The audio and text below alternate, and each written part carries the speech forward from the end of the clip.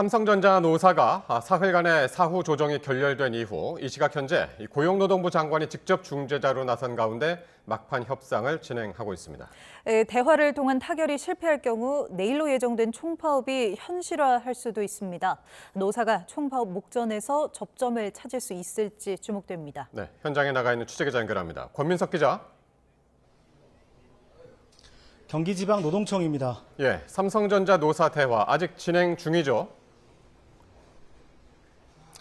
네, 삼성전자 노사는 오늘 오후 4시 20분쯤 다시 마주 앉은 뒤 지금까지 5시간 넘게 협상을 이어가고 있습니다. 앞서 오늘 오전 세종시 중앙노동위원회 사후 조정에서 합의를 보지 못했고 4시간여 만에 이곳 경기지방노동청으로 자리를 옮겨 교섭을 재개했습니다. 김영훈 고용노동부 장관이 국무회의 등 모든 일정을 취소하고 양측을 설득해 대화 테이블을 마련했습니다. 중노위 차원의 사후 조정과 달리 강제력 있는 중재안이 도출되진 않는 노사 자율교섭입니다. 최승호 삼성전자 노조위원장과 여명구 사측 대표가 계속 협상에 참여하고 있습니다. 김 장관은 교섭을 직접 중재하고 있는데요. 교섭장에 들어가기 전 SNS에 끝나야 끝난다. 희망은 절망 끝에 피는 꽃이라 적으며 이 타결 의지를 강조했습니다. 당초 정부는 노조가 파업에 돌입하면 긴급 조정권을 발동할 수 있다고 경고했는데 노동부는 아직 그 부분에 대한 언급은 성급하다면서 대화로 풀 시간이 남아있다고 강조했습니다. 네, 노사 양측의 입장차가 여전히 큰 건가요? 네, 앞서 중노위 사후 조정을 중재한 박수근 중노위원장은 양측이 많은 부분에서 진전을 이루었다고 밝혔습니다. 다만 한 가지 큰 사안과 두 가지 작은 문제에서 이견이 있다고 설명했습니다. 가장 큰 쟁점은 적자 사업부를 포함한 성과급 분배 방식으로 전해졌습니다. 중노위가 제시한 중재안에 대해 노측은 동의했지만 사측이 결정을 유보한 상태인데요. 현재 양측은 이 문제에 관해 집중적인 조율을 벌이는 거로 알려졌습니다. 오늘 교섭에서 양측이 합의하면 총파업은 잠시 멈추게 되고 추인을 위한 삼성전자 노조의 찬반 투표가 진행될 예정입니다. 또 합의든 결렬이든 김 장관이 직접 국민에게 협상 결과를 설명할 거로 보입니다. 김 장관의 중재로 삼성전자 노사가 첨예한 대립을 끝낼 출구를 찾을 수 있을지 주목됩니다. 지금까지 경기지방노동청에서 YTN 권민석입니다. 삼성전자 노조가 예고한 총파업이 코앞으로 다가오면서 이 반도체 생산 차질이 현실화할 수 있다는 우려가 커지고 있습니다. 직접 피해만 수십조 원에 올해 우리나라 경제 성장률까지 끌어내릴 수 있다는 분석도 나왔습니다. 손효정 기자의 보도입니다. 삼성전자 노사의 막판 협상 여지는 아직 남아있지만 총파업이 현실화할 가능성은 커졌습니다. 노조가 예고한 파업 기간은 18일. 웨이퍼를 투입해 반도체 칩 하나를 만들기까지 짧게는 4개월에서 길게는 7개월이 소요됩니다. 24시간 가동되는 생산 라인에서 1000여 개의 세부 공정을 거쳐야 하는데 이 과정에서 시간이 지연되거나 작은 손상만 발생해도 투입된 웨이퍼를 모두 폐기해야 합니다. 법원이 웨이퍼 변질 방지 등 일부 작업에 평상시 인력을 투입하라는 판단을 내놓으면서 공장이 완전히 멈추는 최악의 상황은 피했습니다. 하지만 파업 동안 생산 라인이 유지되더라도 전반적인 인력이 줄면서 생산량 감소는 불가피할 전망입니다. 자동차 시동만 걸게 하는 거예요. 안 움직이고 운전이 안 된다는 거잖아요. 시동만 걸게 하는. 그러니까 생산에 차질이 발생하죠. 그동안 반도체 호황에 힘입은 우리나라 경제 성장률 전망도 하락할 수 있다는 분석이 나왔습니다. 한국은행은 삼성전자 파업이 18일 동안 지속될 경우 생산 차질 규모는 30조 원에 달하고 올해 경제 성장률도 0.5%포인트 떨어질 것으로 내다봤습니다. 여기에 글로벌 빅테크 기업을 비롯한 주요 고객사들의 신뢰를 잃고 시장 점유율을 경쟁사에 빼앗길 수 있다는 우려도 제기됩니다. 이 반도체 산업은 공급 안정성이 상당히 중요하거든요. 한번 그렇게 공급처를 잃어버리면 다시 회복하는 것이 굉장히 어려워서 삼성전자의 중소협력 업체들까지 고용 불안과 경영 악화 등 연쇄 타격을 받을 가능성도 커지고 있습니다. YTN 손효정입니다. 삼성전자 노조가 총파업 돌입을 선언하자 주요 외신들은 일제히 이 소식을 긴급 뉴스로 보도했습니다. AFP 통신은 삼성전자는 반도체 산업 분야의 주요 생산자로 이번 파업이 심각한 차질과 손실을 초래할 수 있다는 전망이 나온다고 지적했습니다. 로이터 통신 역시 삼성전자가 노사 협상 타결에 실패했다며 노동자 4만 8천 명이 직장을 이탈하는 상황이 초래돼 이는 한국 경제 건전성을 위협하며 글로벌 반도체 공급을 교란할 가능성이 있다고 평가했습니다. 성과급을 둘러싼 삼성전자 노사 갈등이 이어지는 가운데 이재명 대통령은 일부 노조를 거론하면서 이 적정선은 있어야 한다고 비판했습니다. 세금도 떼기 전에 영업이익의 일정 비율을 제도적으로 나눠 갖는 건 투자자도 할 수 없다며 삼성전자 노조를 겨냥했습니다. 강진원 기자의 보도입니다. 삼성전자 노사에 대한 중앙노동위원회의 사후 조정이 결렬됐다는 소식이 전해진 뒤 개최된 이재명 대통령 주재 국무회의. 이 대통령은 일부 노조의 행태를 정조준하며 작심 발언을 쏟아냈습니다. 오로지 개인 몇몇 사람의 이익만을 위해서 집단적으로 뭔가를 관철해내는 무력을 준 것이 아닙니다. 노동 3권은 사회적 약자인 노동자를 보호하려는 것으로 연대와 책임이란 중요한 작동 원리가 뒤따라야 한다는 겁니다. 특히 세금도 떼기 전에 영업이익의 일정 비율을 제도적으로 나눠 갖는 건 투자자도 할 수 없는 일이라며 상식과 금도, 적정선을 꺼내들었습니다. 자신들의 이익을 관철하기 위해서 노력하는 건 좋은데 그것도 적정한 선이 있지 않나 싶어요. 영업이익의 일정 비율을 성과급 재원으로 쓰고 이를 명문화할 것을 요구하는 삼성전자 노조를 겨눈 거란 해석이 나옵니다. 이 대통령은 또 정당한 노동의 대가가 보장돼야 하듯 위험과 손실을 부담한 투자자들도 이익을 나눠 가질 권한이 있다고 꼬집었습니다. 특정 기업의 성장과 발전에 정부 역시 기여했다는 사실도 환기했습니다. 한마디로 여러 당사자의 노력으로 거둔 결실을 국민을 위해 쓸 세금도 내기 전에 일부 노동자만 고정적으로 나눠 갖겠다는 건 이해하기 힘들다는 뜻입니다. 이 대통령은 이처럼 사회 구성원이 적정선을 넘을 때 정부의 책임과 역할을 강조했습니다. 선을 넘을 때에 대해서는 사회 전체 공동체를 위해서 모두를 위해서 주어진 책임을 다해야 된다. 그게 정부의 큰 역할이 아닌가 그런 생각이 듭니다.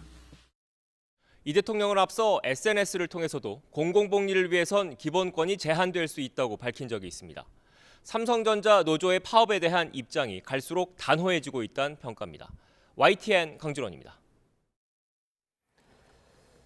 전해드린 것처럼 삼성전자 노사가 김영호 고용노동부 장관 주재로 막판 협상을 진행을 하고 있는데요. 양측 협상 차이를 좁힐 수 있을지 전문가 이야기 잠깐 들어보겠습니다. 네, 이인철 참 좋은 경제 연구소장 나오셨습니다. 어서 오십시오.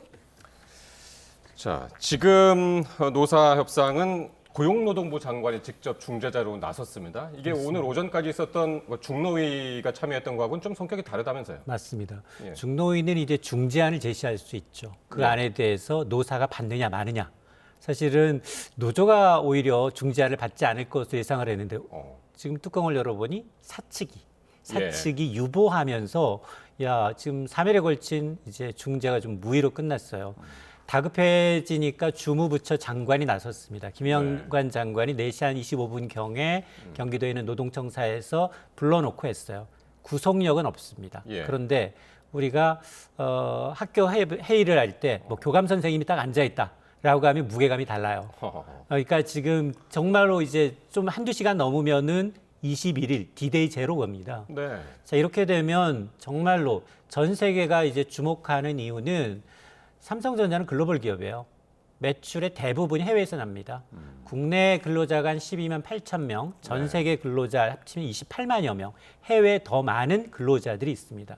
특히나 지금 외신에서 주목하고 있는 건 AI 반도체 쇼티지 나서 지금 공급받으려고 하는 회사는 몇 개 되지 않는데 삼성이 파업에 들어간다고? 큰일 났네. 빨리 대체 지금 플랜 B를 이제 대비해야 되는 그런 상황이고요. 또 한쪽에서는 중국과 대만은 신이 주신 기회야. 삼성이 매출이 3에서 4%만 떨어져도 우리는 도약할 수 있는 기회다. 창신 메모리, 뭐 양쯔 메모리 같은 중국계 기업은 사실은 HBM까지는 아니더라도 로엔드 제품, 범용 제품에 들어가는 D램을 만들 수 있는 기술력을 갖고 있거든요. 예. 여기가 시장 점유율로 보면 D램 메모리 시장의 창시는 4위입니다. 글로벌 넘버 3까지, 4까지 와 있는 상황이에요. 그러니까 우리가 모든 산업에 대해서 중국과 굉장히 격차를 벌리다가 중국이 미국과 이제 패권 전쟁하면서 굉장히 자급, 자력, 기술 발전 속도가 굉장히 빨라지면서 모두 다 대부분의 우리가 우월했던 제조업에서 다 밀리고 있어요. 예. 조선, 뭐 2차 석유화학부터 시작을 해서 다 밀리고 있는데 반도체만 남아 있습니다. 이걸 기회로 삼고 있다라는 얘기인데요. 사실은 저는 9분 능선 넘었다고 했어요. 어제까지만 네네. 하더라도. 왜냐하면 뭐 쟁점 하나 정도에서 지금 걸리고 큰 쟁점 하나고 나머지 대부분 의견 타협을 봤다라고 하니까 야, 정말 어려운 수학 문제 주관식은 다 풀었구나. 그럼 지금 가장 큰 쟁점 남은 거는 지금 어떤 내용인가요? 그러니까 남은 거 하나가 뭐냐? 예. 이 성과급이잖아요. 성과급이라는 건 정말로 올해 성과를 낸 기업, 부서에 대해서 인센티브를 주는 건데 예. 지금 노조가 얘기하고 있는 성과급의 체계를 보면 분배율이 좀 다릅니다. 반도체 사업 부분이 7, 나머지 사업 부분 성과별로 3을 줘라 예. 라는 요구예요. 이 7의 의미는 뭐냐? 반도체가 뚜껑을 열어보면 3개 부분으로 나눠져 있어요. 네. 지금 돈 제일 잘 벌고 있는 메모리 사업 부분, 그다음에 파운드리 부분, 여기 적자입니다. 중국 대만의 TSMC와 경쟁하고 있는데 몸집이 10배 이상 차이 나요. 예. TSMC가 파운드리 부분 70% 시장 점유율, 전 세계, 삼성은 7%입니다. 아. 여전히 적자고요. 만년 적자인 거고 시스템 IC도 여전히 적자예요. 이 세 부분을 7을 가져오면 공동 배분하겠다는 겁니다. 그러면 노조 측의 요구를 그대로 수용해서 연간 올해 한 300조 원의 영업이다. 영업이익의 15%를 재원으로 삼기 때문에 45조 원. 45조 원을 이제 1인당 반도체 인력의 평균으로 내보면 메모리 반도체 사업 부분에서는 1억 9천만 원 정도 성과급을 챙겨가고요. 그리고 적자를 내고 있는 예. 파운드리, 시스템 분야도 4억 원 성과급을 가져갑니다. 근데 전 세계 기업 역사상 적자인데 연봉이 아니라 인센티브를 4억 원 받아간다? 누구도 이해할 수 없습니다. 예. 그래서 나는 삼성이 노를 했다고 하니까 이게 지금 이해가 안 갔어요. 근데 내용을 들여다보면 수긍할 수밖에 없는 이유거든요. 아, 사측이 노를 했던 이유. 네. 이유가 바로 네. 아니 성과가 있는 곳에 지금 지금 보상이 있다라는 네. 성과주의 체계 완전 반전되잖아요. 그리고 전 세계가 삼성전자 노사 임단협을 바라보는 이유가 설레게 되기 때문입니다. 삼성이 저렇게 주는데 삼성이 영업이익의 N%를 주는데 우리는 더 잘 나가지 않느냐? N%에 15가 아니라 20, 30을 달라라고 할 수 있기 때문에 이 표준이 된다. 선례가 된다라는 데 대한 어떤 극한 거부감이 네. 반영된 것으로 보입니다. 그러니까 이 성과급 배분 방식을 두고 계속해서 좀 입장차가 좁혀지지 않고 있는데 이재명 대통령도 좀 적정선이 필요하다라고 하면서 삼성전자 노조를 겨냥해서 비판하는 발언을 했습니다. 만약에 총파업이 현실화된다면 정부가 긴급 조정권을 발동할 가능성은 어떻게 보세요? 굉장히 어려운 고차 방정 시기예요. 계속해서 지난 주말부터 이 국무총리부터 시작해서 대통령실, 김정관 장관부터 시작해서 모두가 다 이제 긴급 조정권 가능성 거론하고 있어요. 예. 근데 주무부서 고용노동부 장관은 그거는 아직은 조금 조심스럽게 지금 접근하고 있는 상황인데요. 긴급 조정권은 1963년부터 시작된 법적으로 이제 불법 행위에 대한 파업에 대한 이제 정부가 강제로 중단시키는 것이기 때문에 헌법상 보장된 노동 3권으로는 정면 배치됩니다. 그러다 보니 지금 과거에 4차례밖에 이제 발동한 적도 없고 가장 최근이 2005년에 있었던 항공사 파업이었어요. 그러니까 60년 넘게 4번밖에 발동을 안 했었군요. 맞습니다. 긴급 거기에다가 이제 우리나라는 국제 기구에 이제 가입이 돼 있기 때문에 긴급 조정권을 발동할 경우 굉장히 까다롭게 정말로 이게 국가 경제에 피해가 되는지 여부를 이제 정말 정밀하게 좀 따져볼 필요가 있기 때문에 그리고 이제 삼성전자가 일부 불법 행위에 대한 이제 가처분 인용이 됐잖아요. 수원지법에서 필수 인력, 적정 인력은 유지해라라고 했기 때문에 당장 만에 하나 이제 오늘 결렬이 돼서 오늘 21일부터 파업에 들어간다 하더라도 라인 라인을 이제 지켜야 되는 한 7천여 명, 사측 추산입니다. 네. 필수 인원은 남아있기 때문에 노조가 한 4만 6천 명 이끌고 밖에서 파업을 한다고 해서 바로 라인이 정지되지는 않아요. 예. 하루 이틀 새. 예. 그러나 문제는 뭐냐? 웜, 다운. 정말로 반도체는 여러 가지 이제 필요 장비가 있기 때문에 이미 파업이 예고된 상황이어서 이미 부품 공급 업체들이 웨이퍼 물량을 납품을 조금씩 차츰씩 줄이고 있거든요. 이걸 웜다운이라고 하는데 이 얘기는 뭐냐? 지금 삼성전자 노조가 이제 억대 연봉이죠. 그럼에도 불구하고 5억대, 6억대, 7억대 성과급을 요구하는 사이에 1, 2차, 3차 1,700여 개 삼성전자 부품업체 협력사들은 이미 지금 부품 공급을 줄이고 있다는 겁니다. 생계에 직접적인 타격이 네. 있다는 거예요. 그러니까 아마 우리가 이제 반도체만 잘 나간다, 증시에서만이 아니라 업황도 똑같습니다. 성과급 자체가 본사에서 완제품을 만드는 HBM, D램을 만드는 성과급, 본사에서는 뭐 6, 7억 이상의 성과급을 받아가지만 이 부품업체나 협력업체들은 그동안 꾸준히 정말 정상적으로 납품했음에도 불구하고 납품 단가 인하라든가 가치 성과급을 어느 정도 상생하자라는 논의가 빠져 있어요. 이게 아마 저는 영리를 건드렸다. 왜냐하면 밥그릇 싸움으로 비칠 수 있잖아요. 예. 왜냐하면 1년 연봉의 4-5배 이상을 요구하면서도 전혀 하청업체들의 어려움을 고려하지 않은 부분에 대해서 아마 이제 국민들의 지탄이 더 커지는 대목입니다. 그러니까 삼성전자 노조 파업은 사실 이게 어떤 일개 기업의 파업이 아니라 전 세계가 지금 주목을 하고 있거든요. 그래서 이제 맞습니다. 외신들이 글로벌 반도체 공급망 자체를 위기에 빠뜨릴 수 있다라고 이제 이야기를 하던데 이거는 어떤 근거로 나오는 겁니까? 왜냐하면 예. HBM이라는 특수한 반도체, 우리가 이제 생성형 AI를 이제 계기로 알게 됐잖아요. 이른바 이런 이제 AI 인공지능을 가동시키기 위해서는 무한한 데이터, 과거에 많은 데이터를 이제 저장시켜야 되는데 메모리 성능이 좋을수록 좋습니다. 데이터가 많이 축적이 돼야지 더 좋은 성능을 내니까요. 그런데 그걸 만들 수 있는 데가 딱 세 곳이에요. SK하이닉스, 마이크론, 삼성전자입니다. 그러니까 이 세 곳이 만일 공급이 부족해서 내년까지 고객이 줄 서 있는데 한쪽이 지금 쇼티지가 나면 이게 별반 다른 대체 업체가 없는 거예요. 근데 지금도 넉넉하지 않은 상황인데. 맞습니다. 예. 그런데 반도체 이제 또 다른 부분이 있어요. 우리가 범용 제품, 그동안 이제 반도체 사이클을 운영해왔던 건 범용 제품이에요. 우리 휴대폰이라든가 가전제품이라든가 자동차에도 들어가거든요. 이거 물량을 제일 많이 공급할 수 있는 데는 또 삼성전자예요. 캐파 면에서는 가장 많습니다. 그러다 보니 HBM 쪽으로 너무 쏠리다 보니 이제 범용 디램이 쇼티지가 나서 범용이 올랐기 때문에 지금 이 57조 원의 1분기 영업이익이 난 거였거든요. 그러다 보니까 아마 지금 저는 이런 표현을 하는데 지금 뭐 유재석 씨가 압도적으로 뭐 계급의 1인자잖아요. 근데 지금 올해 이제 삼성전자가 이제 최우수상 받았다고 나 이제 유재석 씨만큼 성과급 달라라는 거예요. 그거보다 좀 더 달라. 1.5배 더 달라라는 요구를 하고 있는 거예요. 그러니까 이제 도를 넘었다. 선을 넘었다. 내막을 들여다보면 삼성전자가 1위가 아닌 부분이 더 많아요. 반도체 부분에. 앞서 제가 이제 파운드리 부분은 2위인데 1위가 10배 정도 문집 차이가 나는 항상 늘 적자인 부분이고 D램은 1등 맞습니다. 그러나 HBM은 2위하고 3위예요. 하이닉스가 엔비디아 물건의 70%는 SK하이닉스. 20% 나머지 30%를 마이크론과 삼성이 지금 엎치락뒤치락 하고 있는데 물론 기술력이 빨라서 6세대 제품은 조금 일찍 내놨어요. 근데 아직은 품질이 좀 떨어집니다. 그래서 아직도 1등이 아닌데도 불구하고 천상천하 삼성전자 옛날에 1등 했었기 때문에 나 금방 따라잡을 수 있어. 그래서 앞으로 좀 더 받겠다라고 해서 협상이니까 아마 나는 영업이익이 15%를 얘기했지 속내는 협상이라는 건 처음에는 좀 높게 부르고 낮게 부르고 그걸 중간 지점을 찾아가잖아요. 중재안, 중앙노동위의 중재안은 12%였거든요. 아마 이제 그 선에서 적정선을 차지할 거라고 봅니다. 알겠습니다. 네, 오늘 도움 말씀은 여기까지 듣도록 하겠습니다. 지금까지 이인철 참 좋은 경제연구소장 함께했습니다. 고맙습니다.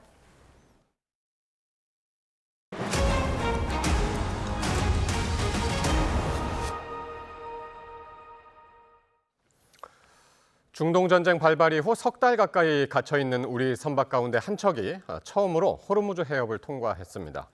이란 측과 협의를 거쳐서 안전을 보장받은 후에 통과를 했는데 통행료를 따로 내지 않았습니다. 홍선기 기자가 보도합니다. 우리 시간으로 19일 새벽 카타르 인근 해역을 출발한 한국 국적 유조선 한 척이 아랍에미리트 해안을 따라 이동한 뒤 호르무즈 해협을 통과했습니다. 중동 전쟁이 일어난 뒤 페르시아만에 갇힌 우리 선박 26척 가운데 처음으로 호르무즈 해협을 빠져나온 겁니다. 이 배는 남우호 선사와 같은 HMM 소속으로 원유 200만 배럴을 실은 유조선 유니버셜 위너호입니다. 배에는 모두 20명이 넘는 선원이 타고 있는데 한국인 선원은 10명 이내인 것으로 전해졌습니다. 유니버설 위너호는 우리 정부가 이란 측과 협의를 거쳐 안전을 보장받은 후 이란이 제시한 항로를 따라 이동했습니다. 정부는 이 선박이 이란의 협조를 받아 이동했지만 별도로 통행료를 지불하지는 않았다고 밝혔습니다. 남우호 공격 사실을 인정하지 않는 이란이 대신 한국 선박을 통과시킨 것 아니냐는 의혹도 부인했습니다. 저희는 처음부터 모든 선박이 자유로운 통행을 해야 된다. 그리고 이런 것은 통행료를 납부하거나 협상의 수단이 될 수가 없다는 기본 입장으로 국회 외교통일위원회에서는 남우호 피격 당시 CCTV 화면 공개를 놓고 공방이 벌어졌습니다. 여야 의원들이 한 목소리로 비공개로라도 열람을 요구했지만 정부가 끝내 거부한 겁니다. 외교부 공무원들은 그 장면을 CCTV 볼 수 있는데 국민을 대표하는 국회의원들이 비공개로 조용히 한번 열람을 하고 질의를 하겠다 하는 것도 그것도 거절하는 겁니까? 그게 합당한 겁니까? 결국 조현 외교장관은 정부 합동조사단의 분석 결과가 모두 나온 뒤에 남우호 피격 당시의 CCTV도 공개하겠다고 약속했습니다. YTN 홍성기입니다. 미국이 이란과의 협상을 빨리 끝내겠다고 하는 동시에 이란을 다시 공격할 수도 있다고 밝히자 이란도 맞대응을 이어가고 있습니다. 이런 가운데 중재국 파키스탄의 내무부 장관이 회담을 위해서 테헤란으로 출발했다는 소식이 전해졌습니다. 중동 현지 연결합니다. 양희력 특파원. 아랍에미리트 두바이에 나와 있습니다. 예, 트럼프 미국 대통령이 이란과의 협상 실패 시에 대규모 공격을 경고하면서 압박에 나섰는데 이란도 맞대응을 펼치고 있죠. 새 수정안을 놓고 분주하게 의견 교환이 이루어지는 동시에 전쟁 가능성을 놓고 맞불을 놓고 있습니다. 아바스 아라그치 이란 외무장관은 현지 시각으로 오늘 새벽 소셜미디어에 전쟁으로 돌아가면 더 많은 놀라움을 보게 될 것이라고 맞받아쳤습니다. 이번 전쟁을 통해 군사적 교훈과 지식을 얻었다며 내놓은 발언입니다. 에브라임 마지지 이란 의회 안보위원장도 현지 시각으로 19일 저녁 소셜미디어에 트럼프는 걸프국 중재에 아무런 관심이 없다고 꼬집었습니다. 이란 혁명 수비대도 오늘 오후 성명을 내고 미국의 이란 공격이 재개된다면 전쟁이 걸프 지역 밖으로 확대될 것이라고 주장했습니다. 자, 그리고 이와 동시에 종전 협상을 위한 움직임도 분주해 보이네요. 중재국 파키스탄의 이 내무부 장관이 이란으로 출발했다는 소식이 나왔죠. 파키스탄 내무부 장관이 테헤란으로 향했다고 이란 준관영 타스님 통신 등이 전했습니다. 이란 당국자들과 회담하기 위해서라고 타스님은 설명했는데요. 내무부 장관의 이런 방문은 지난 16일에 이어 두 번째입니다. 파키스탄은 지난달 수도 이슬라마바드에서 미국과 이란의 1차 종전회담을 개최하며 양국 사이에 핵심 중재자 역할을 맡고 있습니다. 앞서 러시아는 미국과 이란의 협상에 도움의 손길을 내밀 준비가 되어 있다며 조력자를 자처했습니다. 지금까지 아랍에미리트 두바이에서 YTN 양일혁입니다. 이어서 6.3 지방선거 소식 살펴봅니다. 후보자 등록이 마무리된 가운데 여야는 잠시 뒤 자정부터 공식 선거운동 기간에 돌입합니다. 시작부터 총력전이 펼쳐질 텐데요. 취재기자 연결합니다. 표정우 기자, 공식 선거운동이 시작되면 어떤 것들이 달라지는 겁니까? 네, 내일 0시, 그러니까 오늘 자정을 기점으로 6.3 지방선거, 재보궐선거 공식 선거운동 기간이 시작됩니다. 당장 내일 출근길부터 여야의 선거전을 직접 목격할 수 있을 텐데요. 각 당이 준비한 유세음악이 거리를 채우고 후보자와 선거운동원의 율동도 심심치 않게 마주칠 수 있게 됩니다. 지역 곳곳에서 후보자나 그 배우자, 선거원으로부터 후보자 명함을 건네받을 수도 있습니다. 또 전국의 각 지정장소에는 선거 벽보가 부착되고 각 가정으로는 24일까지 선거 공보물이 발송됩니다. 후보자의 정견을 직접 들어볼 기회도 마련됩니다. 공개장소 연설과 대담이 오전 7시부터 밤 11시까지 허용되기 때문인데요. 확성장치 사용은 밤 9시까지로 제한됩니다. 공식 선거운동 시작만을 벼르고 있는 더불어민주당과 국민의힘은 선거전 준비에 한창입니다. 민주당은 이번 선거를 헌정 질서를 위기에 빠뜨린 내란 세력을 심판하는 무대로 규정하고 있고요. 국민의힘은 위험한 이재명 정권과 불안한 민주당의 독주를 견제하는 선거라며 심판론에 불을 지피고 있습니다. 네, 최대 격전지로 꼽히는 서울시장 후보들이 당장 잠시 후네요. 내일 0시부터 바로 첫 일정을 잡았다고요? 네, 이제 2시간도 안 남았죠. 공식 선거운동 첫날 첫 일정인 만큼 각오를 다지는 의미도 있을 겁니다. 민주당 정원호 후보는 0시에 딱 맞춰 서울 광진구 동서울 우편 집중국으로 향합니다. 새로운 서울을 배달한다는 구호로 격전지 탈환을 다짐하는 건데요. 정청래 대표도 동행에 힘을 실을 예정입니다. 최근 서울을 비롯한 주요 지역에서 보수 결집 현상이 나타나는 등 만만치 않은 판세의 지도부까지 총력전에 나섰다는 분석입니다. 같은 시간 국민의힘 오세훈 서울시장 후보는 가락동 농수산물 도매시장을 찾습니다. 서울의 경제를 깨우겠다는 의미를 담은 행보로 오 후보는 지난 2010년 때도 첫 공식 일정으로 가락시장을 선택했던 만큼 초심을 찾는다는 의미도 있어 보입니다. 민주당과 달리 오 후보는 대표와 동행하지 않고요. 장동혁 대표는 삼성전자 노사 대타협을 촉구하며 단식 농성 중인 양향자 경기지사 후보를 첫 일정으로 찾을 예정입니다. 부산시장에 출사표를 던진 민주당 전재수 후보는 내일 새벽 통선 선장과의 대화, 항만 노동자들과의 식사를 예고했고 국민의힘 박형준 후보는 0시에 자갈치 시장 앞 심야버스에 탑승하는 등 나란히 의미 있는 행보를 잡았습니다. 역시 접전지로 분류되는 대구의 민주당 김부겸, 국민의힘 추경호 후보도 내일 나란히 출정식을 진행하는 등 빼곡한 일정을 예고했습니다. 지금까지 정치부에서 YTN 표정호입니다. 네, 이렇게 선거가 2주 앞으로 다가왔지만 여야는 여전히 단일화 고차 방정식 앞에서 씨름하고 있습니다. 특히 경기 평택을과 부산 북구갑의 단일화 성사 여부는 진영과 전체 선거판에도 영향이 큰데요. 여전히 넘어야 할 산이 많습니다. 김철희 기자가 보도합니다. 5파전 경기 평택을 재선거 판세는 연일 엎치락 뒤치락 예측 불가입니다. 각종 여론조사에서 선두를 다투는 민주당 김용남 후보와 조국혁신당 조국 후보가 단일화에 나설지가 최대 관심이지만 온도차는 뚜렷합니다. 김용남 후보, 혁신당과는 연대의식조차 없다며 명확히 선을 긋고 있습니다. 조국 후보 또는 조국 혁신당이 보여주고 있는 모습은 완전히 뭐랄까요, 표현은 좀 그렇습니다만 구태스러운. 조국 후보 역시 대통령과 검찰개혁 등 소신이 다른 후보가 들어오면 통제할 수 없다며 견제구를 날렸지만 단일화의 문을 완전히 닫진 않았습니다. 만약에 유이동 후보가 1위가 되는 상황으로 급격히 상황이 전개된다. 그러면 저는 국민의 명령에 따라야 된다고 봅니다. 김 후보와 진보당 김재현 후보 사이 단일화가 차라리 가능성 있어 보이는데 민주진보당 울산시장 단일화 경선을 앞둔 가운데 부산 연제구청장에는 진보당 노정현 후보가 민주당을 꺾고 최종 후보가 됐습니다. 또 다른 PK 격전지 부산 북갑은 치열한 3파전 양상입니다.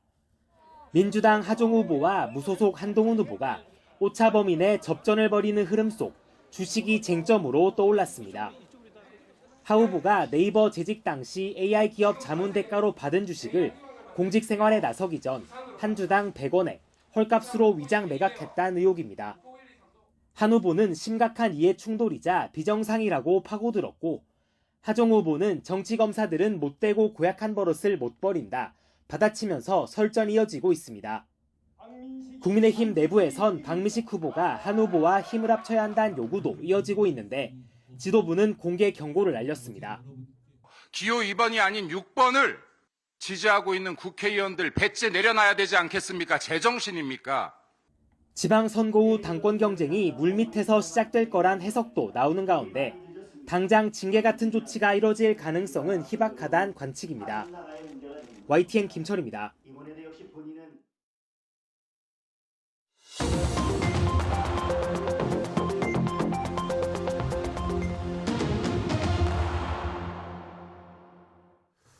네, 6.3 지방선거 꼭 2주 앞으로 다가왔습니다. 또 삼성전자 노사 임금 협상도 정치권에서 큰 관심을 가지고 바라보고 있는데요. 포커스 나이트 오늘 두 분 모셨습니다. 김준일 정치평론가, 이재영 전 국민의힘 의원 나오셨습니다. 두 분 어서 오십시오. 네, 안녕하세요. 예, 안녕하세요. 오랜만입니다.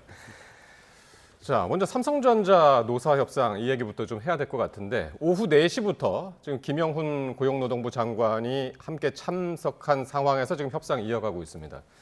오늘 어떻게 될까요? 어떻게 보시나요, 지금?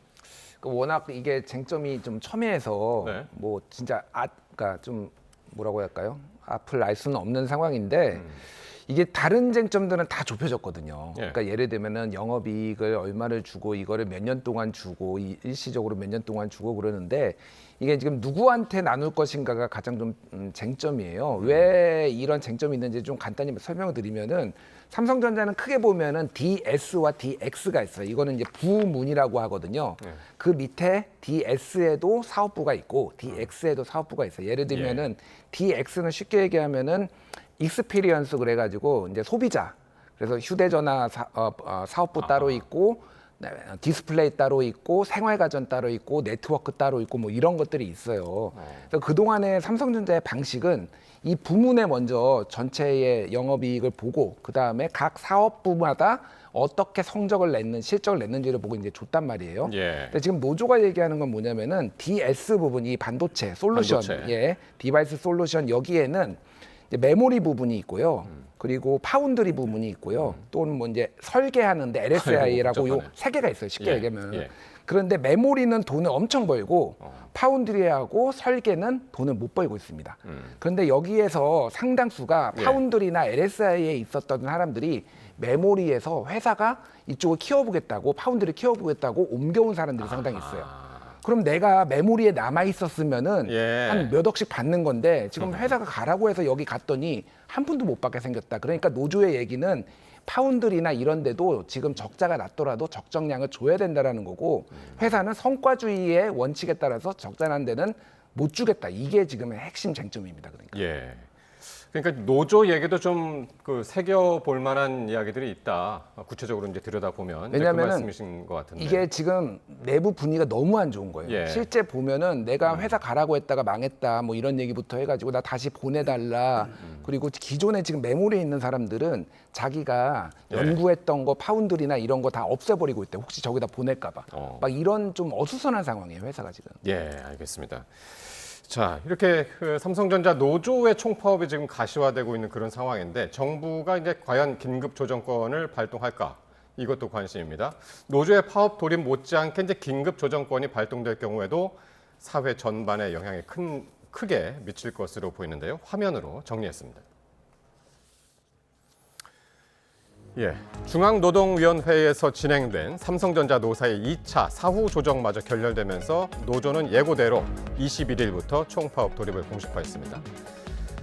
자, 파업 돌입 하루 전에 김영훈 노동부 장관은 직접 노사의 막판 교섭을 주재하고 나섰지만 끝내 타협점을 찾지 못하면 파업으로 이어질 수 있는 상황이죠. 앞서 정부는 긴급 조정권 발동도 거론을 했습니다.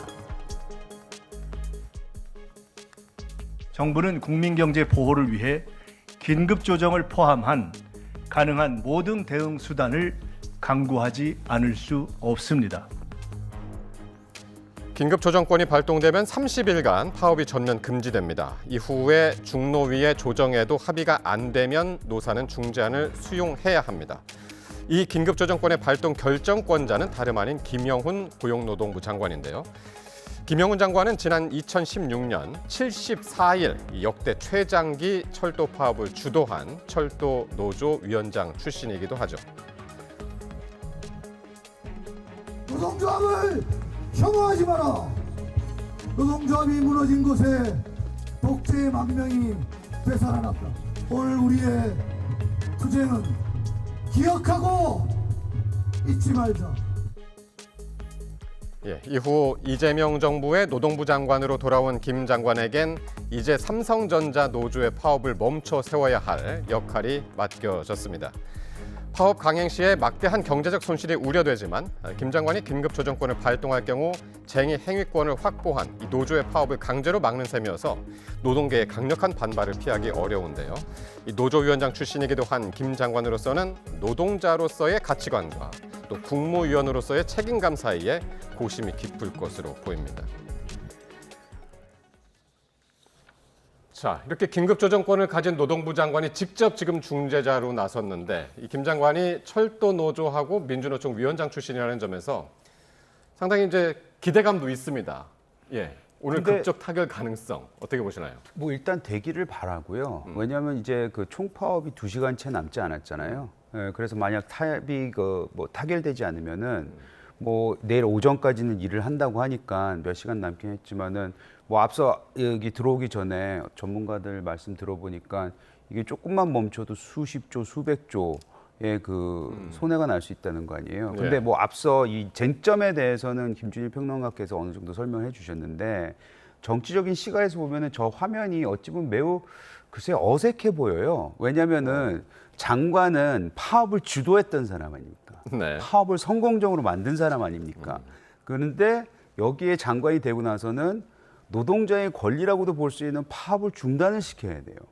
근데 이거를 또 이재명 정부에서는 이게 매우 복잡한 이슈이기도 하죠. 왜냐하면은 본인들 솔직히 말해서 요즘에 그 코스피라든지 코스닥 증시가 굉장히 화랑을 띠고 있는데 물론 며칠 동안 빠지긴 했지만 그거를 계속해서 끌고 왔었던 게 잘 아시지만 삼성하고 이제 하이닉스 아니겠습니까? 근데 지금 이 일이 일어나면서 파업이 되고 회사가 손해를 보게 되면은 아무래도 주가에는 영향을 미칠 거 아니에요. 근데 지금 수많은 분들이 비투까지 하면서 지금 증시에 뭐 많은 돈을 투자를 하고 있는데 일반 유권자, 뭐 시민들, 국민들 입장에서 보면 이거 하나 해결하지 못하면은 정부에는 엄청난 압박이 가해지지 않겠습니까? 그래서 아마 남은 1시간, 한 2시간 동안 뭐 으름장을 놓겠죠. 그 으름장의 하나가 이제 긴급 조정권인데 네. 이 긴급 조정권을 저는 아마 쓸 거다. 뭐 이런 생각이 들기는 해요. 다만 이거를 썼을 때 과연 노동계에 미치는 영향이라든지 앞으로 이재명 정부가 사실 노동계라고 봐야 되는 건데 특히 민주당과 함께 그거를 정치적으로 어떻게 해결해 나갈지 앞으로의 생각도 굉장히 복잡한 셈법이 있지 않을까라는 생각이 좀 듭니다. 그렇습니다. 그래서 이재명 대통령도 삼성전자 노사 문제에 대해서 이제 많이 개입을 했고 노조에 대해서 이제 쓴소리도 하고 이제 그런 상황이기 때문에 오늘 밤에 얼마 남지 않은 상황에서 노동부 장관까지 투입이 됐고 어떻게 지금 이제 결과가 나올지 같이 지켜보도록 하겠습니다. 자, 이제 2주 앞으로 다가온 지방선거 이야기 해보겠습니다. 이 공식 선거 운동이 이제 몇 시간 남지 않았습니다. 오늘 자정부터 이제 시작이 되는데, 자, 그 첫날 동선을 보면은 여야가 각각 이제 정청래 민주당 대표는 이제 서울로 이제 시작을 하고 국민의힘에서는 대전하고 부산으로 가는 것 같습니다. 뭐 이 동선에 담긴 함의를 이제 뭐 의미 부여를 하자면은 지금 정청래 대표가 최근에 이제 판세에 대해서 얘기를 하면서 서울이 좀 어려워졌다 이런 얘기를 했잖아요. 그랬죠. 예, 그리고 영남 지역에 대해서도 좀 많이 붙었다 이런 취지의 얘기를 했습니다. 그러면은 서울이 어려워졌으면은 정청래 대표가 등판해서 책임감 있게 해야 된다라는 거죠.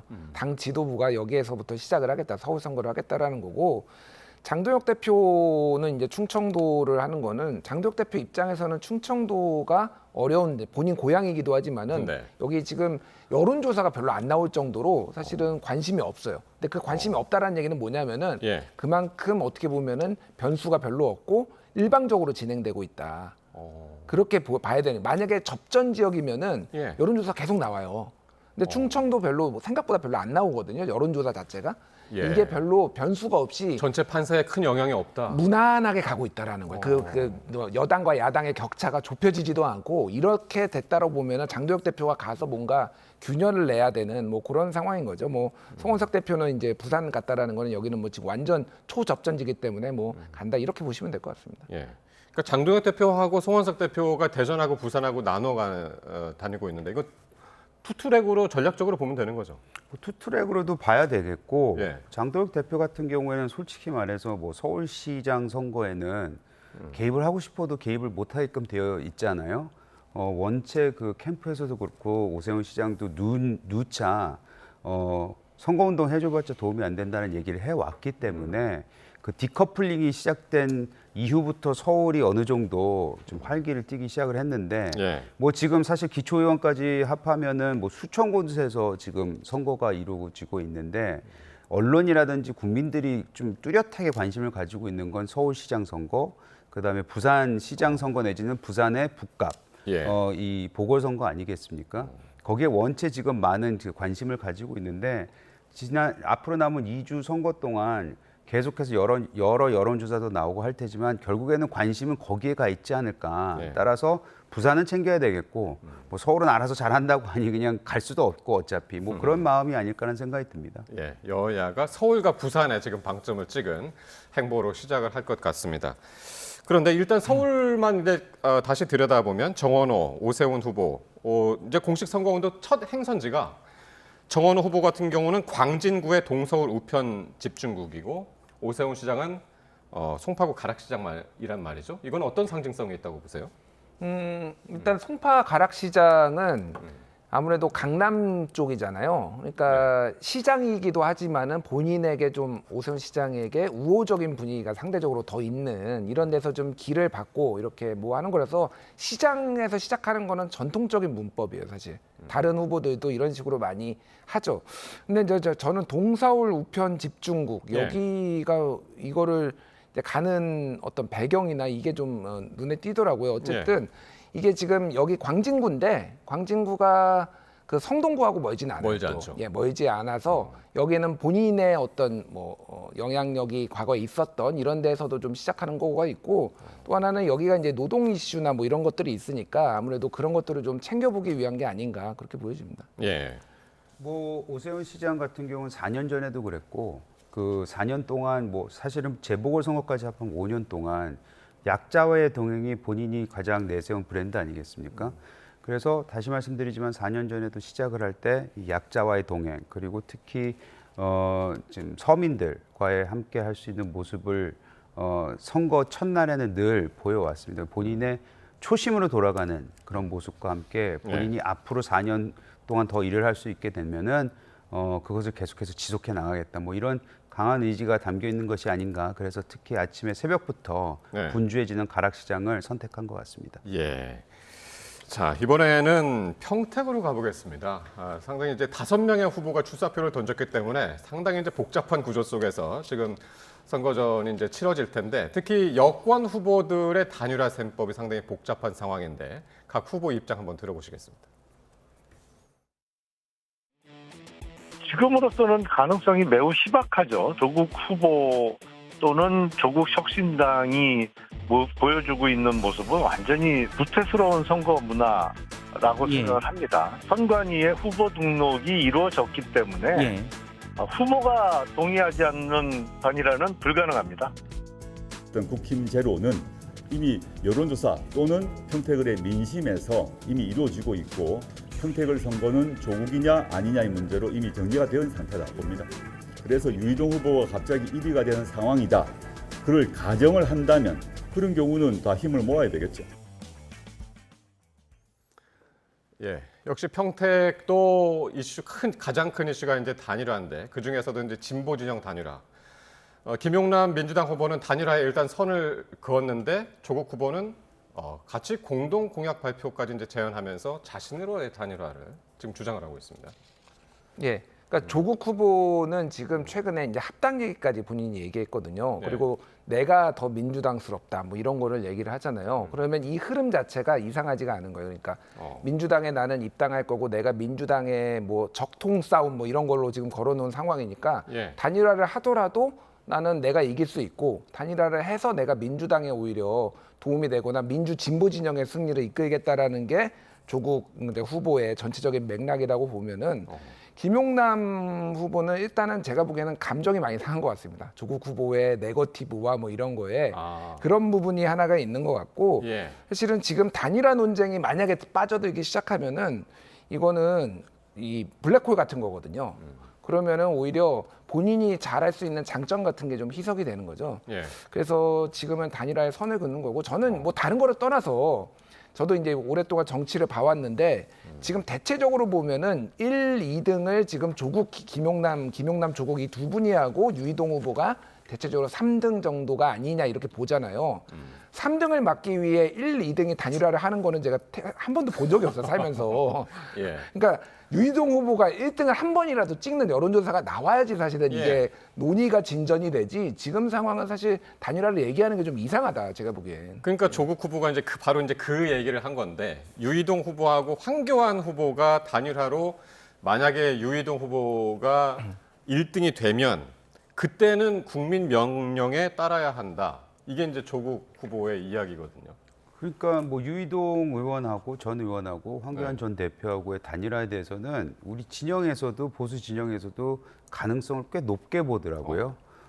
그래서 그것이 만약 이루어진다면은 말씀하신 대로 뭐 조국이 1, 2등이지만 갑자기 뭐 유이동이 1위가 될 수도 있고 2등이 될 수도 있잖아요. 예. 그때는 이제 조국 후보하고 김영남 후보 간의 단일화가 좀 박차를 가할 수가 있겠죠. 근데 이거는 뭐 사실 이 선거를 보면서 민주당 진영, 소위 말하는 진보 진영의 정치인으로서 봤을 땐 참 재미있는 일들이 일어나고는 있어요. 왜냐하면 모든 계파가 다 들어가 있어요. 뭐 친문도 들어있고 과거 계파까지 포함해서. 그 다음에 뉴 이재명이라는 뭐 새로 생긴 것 같은 그런 계파도 있고 요즘엔 며칠 전에는 뉴 조국이라는 것도 생겼다고 하더라고요. 아, 그래요? 뉴 조국이 지금 현재 민주당 의원들인데 조국을 지지한다거나 뭐 이런 조 후보를 이런 사람들이 나타나면서 뉴 조국도 나타나고 해서 민주당 그 특히 진보 진영을 바라보면은 여기가 이제 뭐 원체 부자라서 그런지 모르지만 나눠 먹을 게 많아서인지 여러 가지 갈래로 지금 분열이 되고 있는 건 아닌가, 이게 미래의 민주당의 모습이 아닌가라는 뭐 생각은 좀 해보는 지점입니다. 그럼 그 최근에 이제 몇 번 이제 여론조사들이 이제 계속해서 이제 나오고 있는데 한번 봤으면 좋겠는데 이제 이 단일화가 이슈인 지역들이 이제 주로 이제 여론조사 결과들이 나오고 있는데요. 먼저 MBC 여론조사 결과를 보면은 김용남 후보가 31, 그리고 조국 후보가 27, 3등 유이동 후보가 17 나오고 있고요. 황교안 후보가 7, 김재현 진보당 후보가 이제 2% 지금 지지도를 보이고 있고 또 한 장 있죠. 예. 요 뉴시스 여론조사 결과를 보면은 순위가 좀 바뀝니다. 김용남 후보가 25.5, 조국 후보가 29.3으로 1등이고요. 1등으로 나왔고요. 이게 지금 오차범위 내기 때문에 순위를 말하는 것은 뭐 큰 의미가 없습니다만 수치상으로는 그렇습니다. 유이동 후보가 22.4, 그래서 세 후보가 전부 20% 되고 여기에서 황교안 후보가 9.4를 찍습니다. 김재현 후보는 6.0. 지금들 말씀하셨습니다마는 그 보수 진영 후보들 유이동, 황교안 후보가 특히 황교안 후보가 여론조사마다 한 7에서 9%대 여기서 지금 상당히 높게 나오고 있단 말이에요. 비교적. 그러니까 많이 나오는 거는 대략적으로 10일까지 나오고요. 한 7에서 10일 정도 나오는 것 같아요. 그래서 황교안 후보가 제일 먼저 내려갔어요. 1월 8일에 대법원 확정 판결 받고 김재현 진보당 대표도 비슷한 시기에 내려갔고 황교안 후보가 아무도 이제 돌아다니지 않을 때 가장 먼저 돌아다녔고 여기가 도농 복합 지역이어서 크기가 서울의 4분의 3만 해요.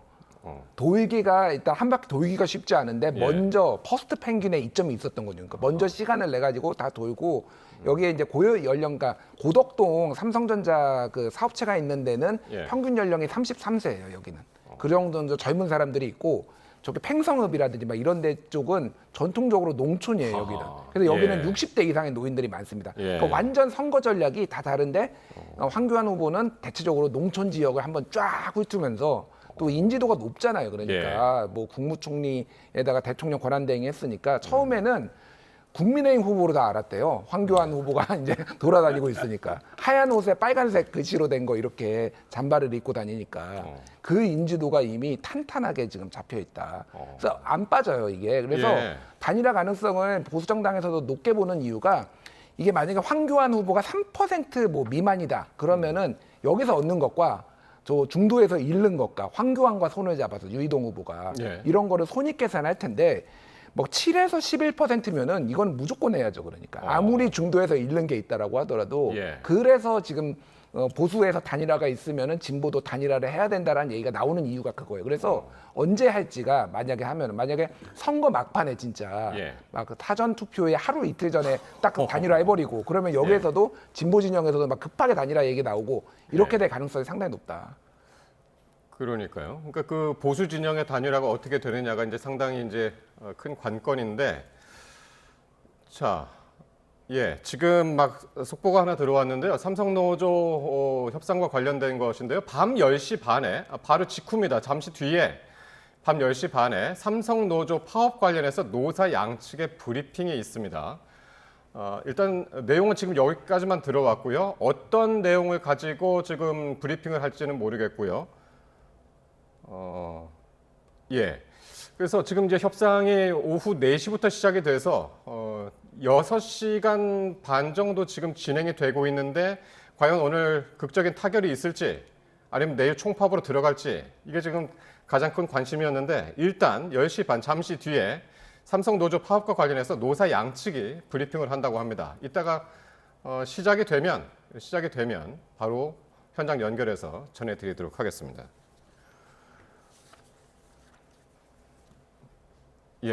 이제 김영환 장관까지 이제 같이 들어가서 이제 협상을 진행을 했기 때문에 지금 긍정적으로 작용할 것이라는 기대도 있습니다만 과연 어떤 결과가 나올지 잠시 뒤 연결해서 전해드리겠습니다.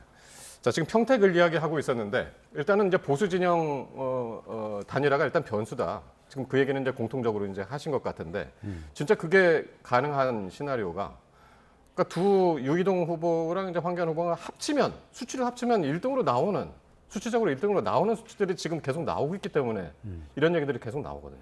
뿐만 아니라 황교안 전 대표 같은 경우에는 지금 대표를 관두고 나서 지금까지 보수 진영 내에서도 갑론을박이 있긴 하지만 그래도 황교안 전 대표 같은 경우에는 국민의힘을 향해서 쓴소리라든지 아니면은 국민의힘 내부에서 황교안 대표에 대해서 아직까지 좋은 기억들이 좀 남아 있습니다.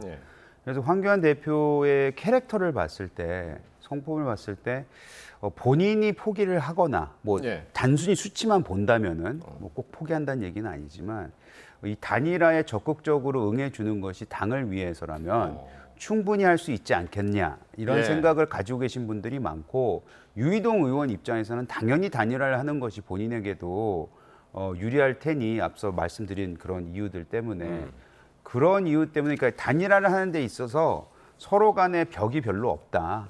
넘어야 될 산이 부산같이 굉장히 첨예한 내용은 아니기 때문에 가능성이 훨씬 높지 않겠냐 이런 생각들을 하고 있는 거죠. 그런데 그러면 이제 과연 그 당사자들, 김용남 후보라든가 조국 후보는 단일화에 대해서 어떻게 생각하고 있는데 당사자들의 이제 생각이 중요한데 일단 민주당에서는 조승래 사무총장이 오늘 그랬습니다. 상황을 모니터링하고 있다. 그러니까 어떻게 변하는지 지금 흐름을 보고 있다는 거잖아요. 그런데 김용남 후보는 당에서 어떤 결정을 하든지 자기는 할 생각이 없다라고 오늘 아침에도 이제 확실하게 이야기를 하는 것 같은데 어떻게 보시나요? 그러니까 아까 말씀드렸지만은 감정이 상한 부분이 분명히 있어요. 이게 감정을 무시할 수 없거든요. 그러니까 집요하게 지금 과거에 있었던 이력들을 이제 공격하고 있는 네거티브, 김용남 후보 입장에서 그 네거티브를 하는 것에 대한 어떤 불쾌감이 있어서 절대 할 수 없다라는 거 하나가 있고 이게 단일화 논쟁으로 들어가면은 제가 보기에는 김용남 후보한테 불리합니다.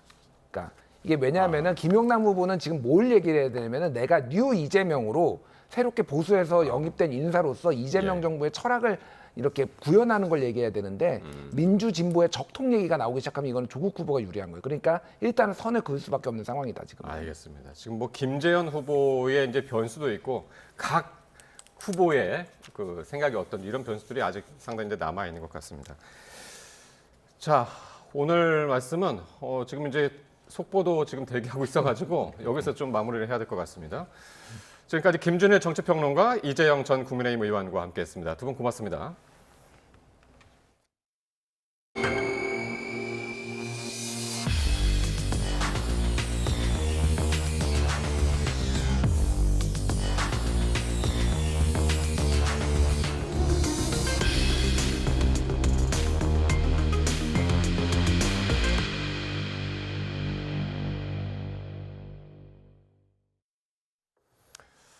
예, 삼성전자 노사가 이 세종중앙노동위원회에서 진행한 사흘간의 사후 조정이 결렬되면서 총파업 현실화가 지금 이제 기로에 놓여 있는데요. 고용노동부 장관이 직접 나선 가운데 이 노사가 총파업 목전에서 접점을 찾을 수 있을지 주목됩니다. 먼저 윤웅선 기자 보도 보시겠습니다. 삼성전자 노사가 세종중앙노동위원회에서 벌인 2차 사후조정 회의는 3일간의 밀고 당기는 협상 끝에 결국 결렬로 마침표를 찍었습니다.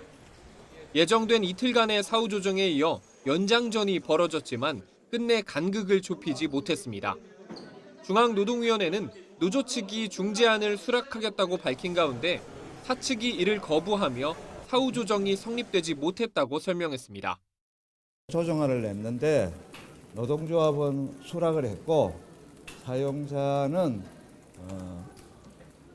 유보라고 하면서 사인을 거부했습니다. 결과적으로 조정은 성립되지 않아서 조정은 종료를 했습니다. 협상 종료 직후 노사는 결렬의 책임을 서로에게 떠넘겼습니다. 노조 측은 사측이 의사결정을 지연하면서 결단을 미뤄 협상을 깨뜨렸다고 유감을 표했고 경영진의 의사결정 지연으로 사후조정 절차가 종료된 점에 깊은 유감을 표하고 안타까움을 금할 수가 없습니다. 사측은 노조가 적자 사업부에도 과도한 성과를 지급해야 한다는 요구를 굽히지 않았다며 경영 원칙이 흔들릴 수 있고 다른 산업에 악영향을 미칠 수 있다는 점을 고려한 판단이라고 맞섰습니다. 하지만 어떠한 경우에도 파업은 있어서는 안 된다며 마지막까지 대화는 포기하지 않겠다고 밝혔습니다. 원만한 타결을 이루지 못해 죄송합니다. 대화의 노력은 앞으로 지속하도록 하겠습니다. 고맙습니다. 사후조정까지 결렬되자 결국 김영훈 고용노동부 장관이 직접 협상 중재자로 나섰습니다. 하지만 이번 교섭마저 결렬될 경우 노조는 예정대로 전면 총파업 쟁의 행위에 돌입한다는 계획입니다. 조합원 4만 8천여 명이 참여하게 되는데 특히 노조 가입률이 높은 반도체 사업 부문 생산 차질이 불가피한 상황입니다. YTN 윤웅성입니다. 자, 앞서 전해드린 대로 잠시 뒤에 삼성전자 노사 협상과 관련해서 노사가 양측이 모두 참여한 가운데 오늘 브리핑이 있을 예정입니다. 지금 이인철 참 좋은 경제연구소장 다시 나오셨는데요. 자, 이게 어떤 결과를 가지고 브리핑을 할까요? 이게 사실 사흘 동안 마라톤을 했잖아요. 네. 그것도 안 되니까 결국은 이제 주무부서 장관인 김영환 고용노동부 장관이 직접 주절했습니다. 네. 구속력은 없지만 저 중앙에 앉아 있어요. 양측이 10시 30분에 발표하겠다라는 헤드라인만 떴습니다. 미루어 짐작하건대 네. 일단 삼성이 노조 총파업은 유보했다라는 뉴스가 지금 나오고 있고요. 잠정 합의안에 대해서 찬반 투표를 실시하겠다라는 얘기니까 네. 구체적인 내용이 좀 들어와 봐야 되겠습니다만 네. 그동안 최고의 관전 포인트, 쟁점은 뭐였느냐? 과연 성과급의 배분을 사업 부문별로 어떻게 할 것이냐였어요. 거기에 노조 측은 7대3, 7을 반도체 부분이 가져가서 반도체 3개 부분을 고르게 배분하겠다. 네. 3을 사업 부분별로 성과별로 해라라는 얘기였는데 이게 지금 사측은 반대였어요. 그 비중을 4대6으로 하자라는 얘기였는데 이게 아마 접점을 좀 찾지 않았느냐. 추론해 보면 7대3이나 4대6이나 중간 지점은 5대5잖아요. 추론해 볼 수 있는 부분이기 때문에 네. 아마 6.5대 3.5. 뭐 그럴 수도 있습니다. 네. 뭐 그럴 수도 있고요. 어쨌든 총파업을 좀 유보하게 되고 근데 이게 좀 시간이 좀 길어질 것 같아요. 왜냐하면 이 잠정안에 대한 이제 찬반 투표를 물어봐야 되는데 예. 이 조건이 전체 조합원의 절반 이상, 과반 이상이 돼야 되거든요. 그래서 아마 지금 나오는 뉴스로는 23일부터 28일까지 임단협에 대한 잠정 합의안에 대한 찬반 투표를 하겠다라는 속보가 지금 전해지고 있는데요. 그러면 일단 21일 총파업 예고는 멈춥니다. 네. 오늘은 21일은 정상 출근해서 일단은 파업은 좀 유보가 된 것으로 보입니다. 네, 원래대로였으면 지금 1시간 30분도 채 남지 않았는데요. 이제 1시간 30분 후에 총파업이 현실화될 수 있을 거라는 우려가 좀 큰 상황이었는데 일단 그 부분은 일단락이 된 것으로 보입니다. 맞습니다.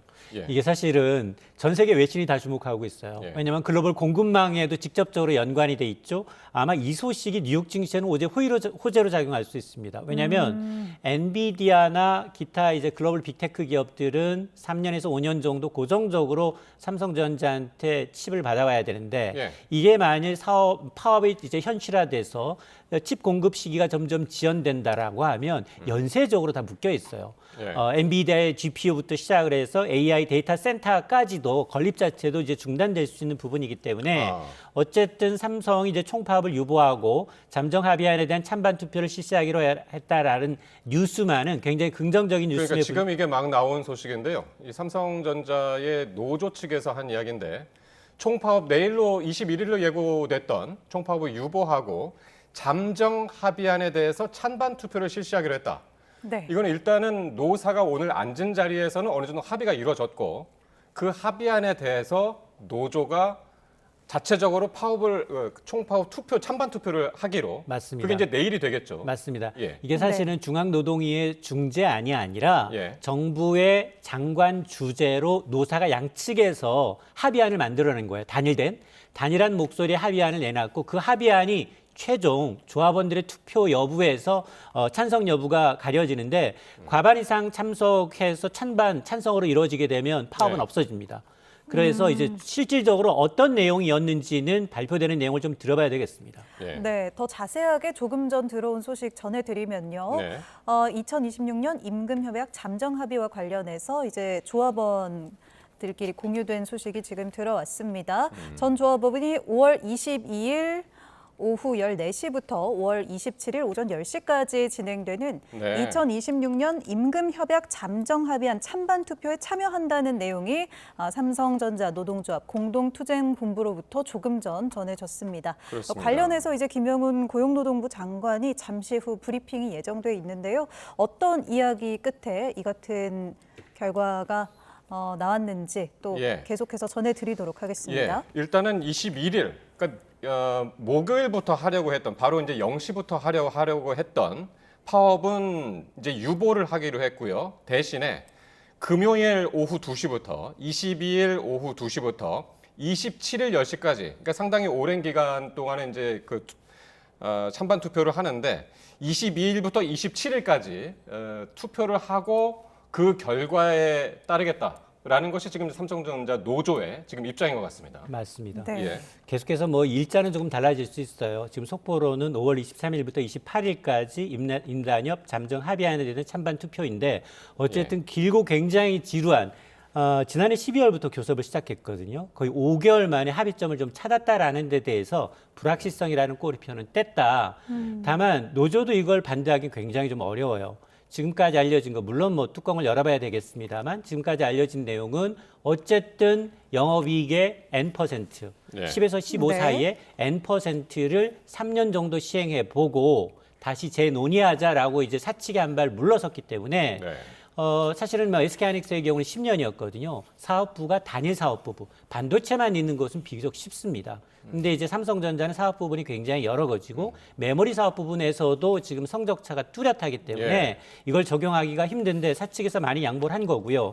또 하나 이제 앞서 말씀을 드렸습니다만 성과주의, 성과가 있는데 보상한다라는 보상주의 때문에 그동안 사측이 좀 이걸 또 공을 받았는데 이제 오히려 또 부결의 책임을 사측으로 좀 돌렸었는데, 그러니까 쉽게 얘기하자면 성과가 있는 곳에 성과금을 주겠다라는 것이 이제 사측의 얘기잖아요. 맞습니다. 그러니까 메모리 부분에서도 성과를 많이 냈으니까 메모리 부분에 집중하겠다라는 게 사측의 입장인데, 맞습니다. 노조의 입장은 메모리 부분뿐만 아니라 여러 가지 사정이 다 있으니 다른 부분에도 이제 좀 나눠두자라는 것이 노조의 입장이었는데, 맞습니다. 그게 좀 지금 좁혀진 것 같네요. 맞습니다. 그러니까 사실 이제 사측의 입장도 어느 정도 이해가 가고요. 노조 측의 입장도 이해는 가요.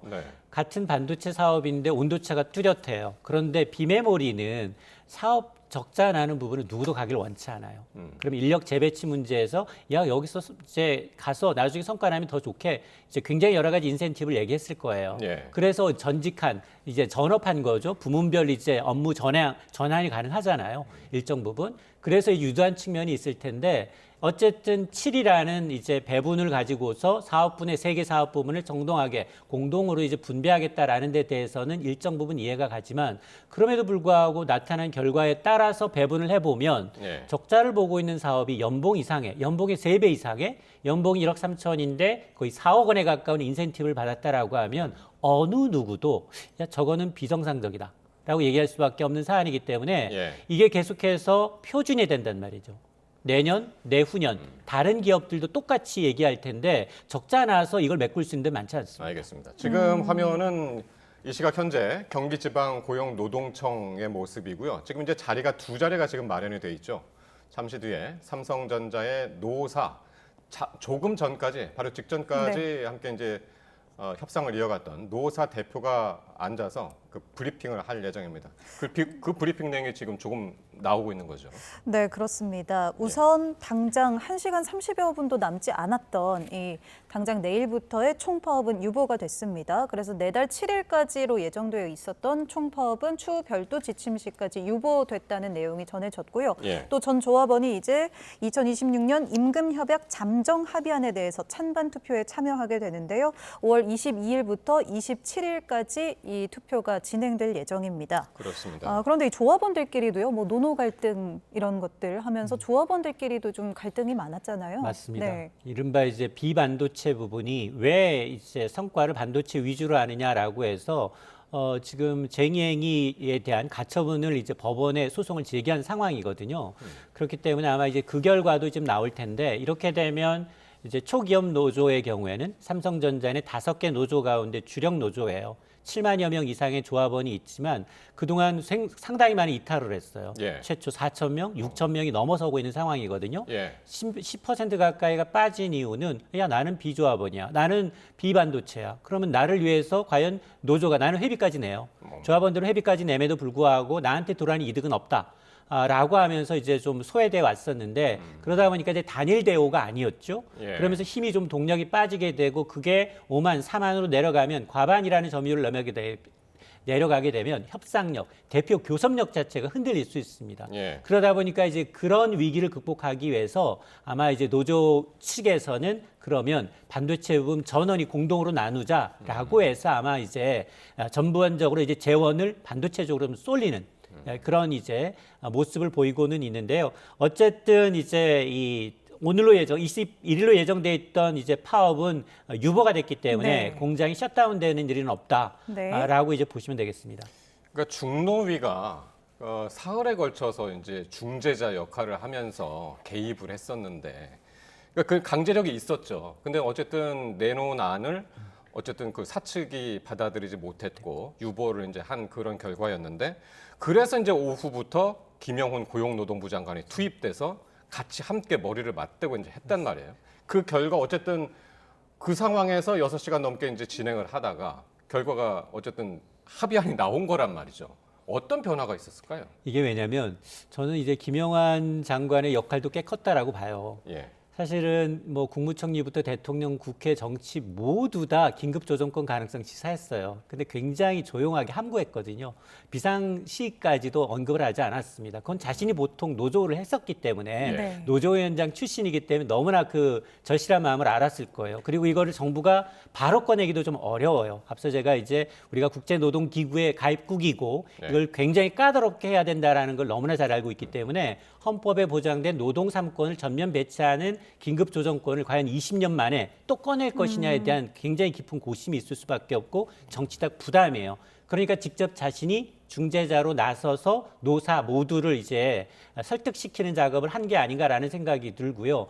아마 특히 이제 지금 화면에 김영환 고용노동부 장관의 모습이 보이는데요. 네, 이 잠정 합의안에 어떤 내용이 담겨 있을지 곧 장관이 브리핑을 할 것으로 보입니다. 장관은 일단 테이블 옆에 섰고, 김영훈 고용노동부 장관이 섰고요. 지금 노사 양측의 대표들이 악수를 하고 곧 브리핑을 시작할 것 같습니다. 일단은 사흘 동안 중노위가 중재를 해서 좀 의견을 좁히려 했으나 실패를 했고 김영훈 장관이 오늘 함께 머리를 맞대고 있는 자리에서 6시간 넘게 협상을 한 끝에 지금 일단은 합의안을 마련을 했습니다. 2026년 성과급 노사 잠정 합의에 대한 서명이 있겠습니다. 예, 일단 서명식을 하고 브리핑을 할 것 같은데요.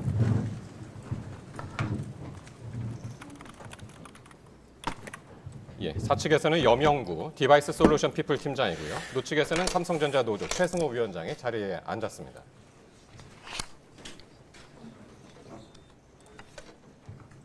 예, 합의안에 이제 서명을 하고 일단 서명을 하고 그 합의안을 한 번에 절차가 또 한 번 있죠. 노조 측에서는 노조원들을 대상으로 해서 그렇습니다. 예, 이제 총 찬반 투표. 네, 찬반 투표를 하게 되는데요. 네. 5월 22일부터 27일까지 6일간 이 투표가 진행될 예정입니다. 예. 특히 쟁점이 됐던 이 적자 사업 배분 문제에 대해서 아마 합의가 된 것으로 보이는데요. 자세한 내용은 이 서명이 진행된 후에 있을 브리핑을 통해서 저희가 또 함께 전해드리도록 하겠습니다. 예, 정말 말 그대로 이제 마라톤 협상이었는데 일단은 두 합의를 사람의 했고요. 미소와 함께 이제 손을 잡고 예. 적자 사업 부문에 얼마나 많은 성과급을 배분할 것이냐 이 부분이 이제 쟁점이었는데 한번 브리핑을 통해서 구체적인 어떤 내용들이 나올지 어떤 이야기 할지 한번 노사 양측에서 반환이 예, 들어보겠습니다.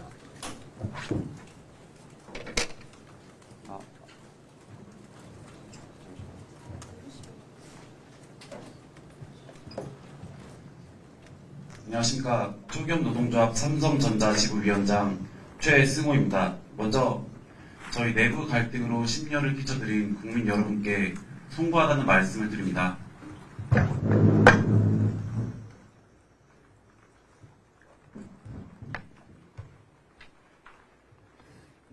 오늘 사후조정이 불성립된 이후 고용노동부 장관님 주재로 노사 교섭이 재개되었습니다. 총 파업을 불과 몇 시간 앞둔 시점에서 노사가 잠정 합의안을 도출하였습니다. 잠정 합의 도출과 동시에 공동투쟁본부는 투쟁지침 3호를 발령하여 총 파업을 유보하였습니다. 잠정 합의안에 대한 조합원 찬반 투표는 5월 22일 14시부터 5월 17일 10시까지 진행됩니다. 이번 합의안은 초기업 노조 및 공동투쟁본부가 지난 6개월여간 혼신을 다해 투쟁해온 결실입니다. 아울러 세 차례에 걸쳐 중앙노동위원회 조정 절차를 통해 노사 간 이견을 좁히고 잠정 합의안에 이를 수 있었습니다. 끝까지 조정 역할을 맡아주신 정부와 관계자 여러분께 진심으로 감사의 말씀을 전합니다. 또한 그동안 흔들림 없이 함께해 주신 조합원 여러분께 깊은 감사를 드립니다. 잠정합의 찬반 투표 결과를 저희의 성적표로 더 나은 초기업 노조가 될 수 있도록 하겠습니다. 우선 잠정합의안 투표 운영과 조합원 소통에 집중하겠습니다. 앞으로 삼성전자 노사 관계 안정화가 될 수 있도록 최선을 다하겠습니다. 감사합니다.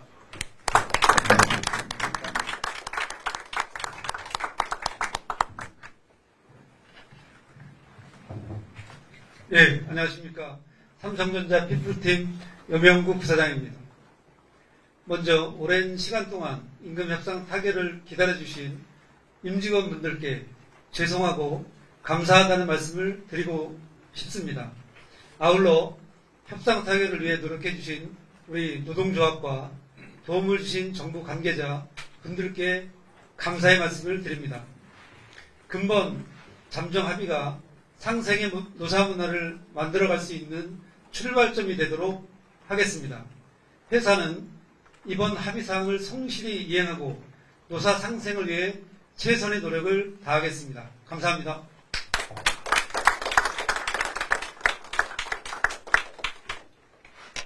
다음은 노동부 장관님께서 말씀 주시겠습니다. 여러분 늦은 시간까지 고생 많으십니다. 앉으세요. 앉으세요. 고생 많으십니다. 어제도 많이 밤새서 지새웠을 것이고 어쨌든 우리가 민주주의를 지지하는 것은 우리 앞에 놓인 공동의 과제를 해결하는 대화의 힘을 믿기 때문입니다. 마지막까지 대화의 끈을 놓지 않고 노사 자율 교섭으로 잠정 합의에 이르게 되었다는 점에서 삼성전자 노사에 정부를 대신해서 깊이 감사드립니다. 무엇보다 어려운 대내외 여건 속에서 가슴 졸이고 지켜보고 계셨을 국민들 덕분입니다. 삼성전자 그래서 국민기업이라고 한 것 같습니다. 이 자리를 빌어서 모든 정부 관계자들이 많은 도움을 주셨는데 중앙노동위원회 우리 박수훈 위원장님 계속해서 강구를 많이 좁혀주셨고 남아있는 쟁점을 좁히는데 큰 역할을 해주셨다고 생각합니다. 저는 이 합의가 잘 이행되어서 어떻게 보면 가장 큰 상처를 받았을 사람들은 또 삼성전자 구성원들일 겁니다. 이분들이 다시 한 번 더 우리 국민기업답게 일터에서 헌신적으로 일하고 그것이 대한민국을 이끌어 나가는 그런 어떤 과정이 될 수 있다. 어떻게 보면 성장통입니다. 우리가 일찍이 경험하지 못한 이 거대한 변화 속에서 그래도 대화로서 이 문제를 해결했다는데 저는 우리 K민주주의의 재력을 열심히 보였다고 생각합니다. 기술도 노사관계도 제일이란 삼성답게 앞으로 잘 헤쳐나가기를 바랍니다. 감사합니다. 그렇습니다. 감사합니다.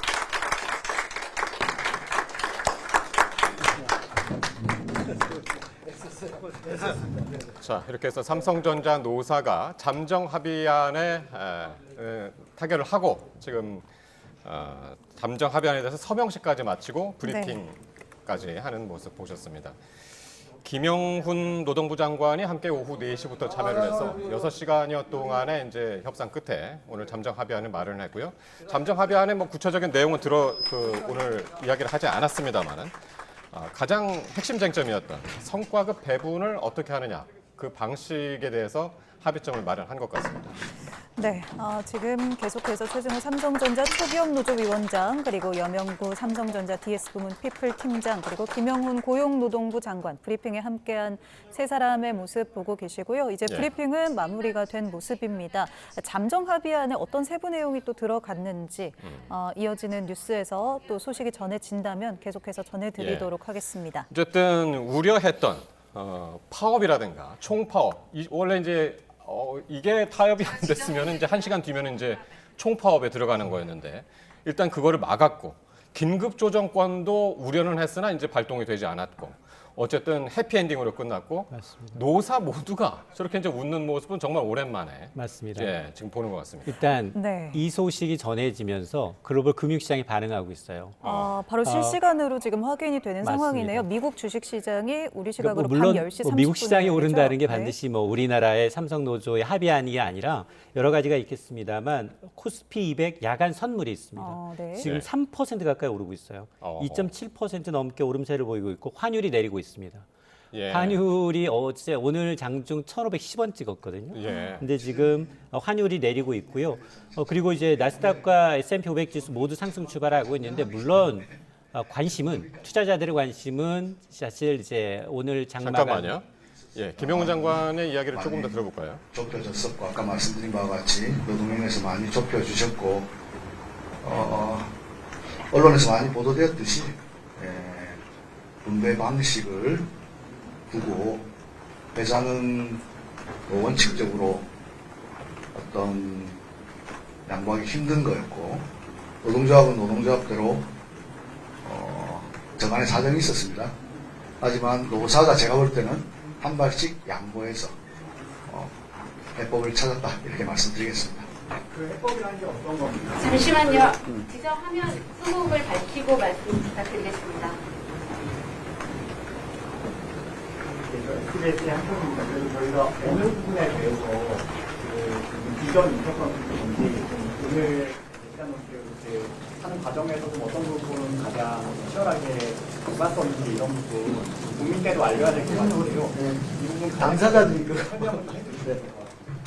네, 우선 간략하게 아직 투표가 전이기 때문에 말씀드리면 배분 방식에서 이제 적자 사업부 부분 방식이 있습니다. 현행 삼성전자의 제도가 있긴 하지만 그에 대한 의견 차이가 있었고 회사 측에서 1년간 그 적자사부 배분 방식에 대해서 우회를 해주셨고 그에 대해서 저희도 합의를 도출하게 되었습니다. 감사합니다. 네, 저도 같은 사항에 대해서 잠시 말씀을 좀 드리겠습니다. 저희 노동조합 우리 위원장께서 말씀하신 그 내용들이 저희 회사 입장에서는 우리 노동조합 위원장의 말씀뿐만이 아니라 우리 임직원들의 같은 마음이라고 생각이 들었습니다. 그래서 저희도 이 어떠한 방법으로 해결할 수 있을까 하는 그런 부분들을 고민을 많이 했고요. 그 고민하는 과정 중에 우리 노조 위원장님께서 여러 가지 제안도 해주셨고 여러 가지 말씀도 해주셨고 특히 우리 장관님께서 솔루션을 내주셨기 때문에 그 부분으로 잘 마무리가 될 수 있었던 것 같습니다. 감사합니다.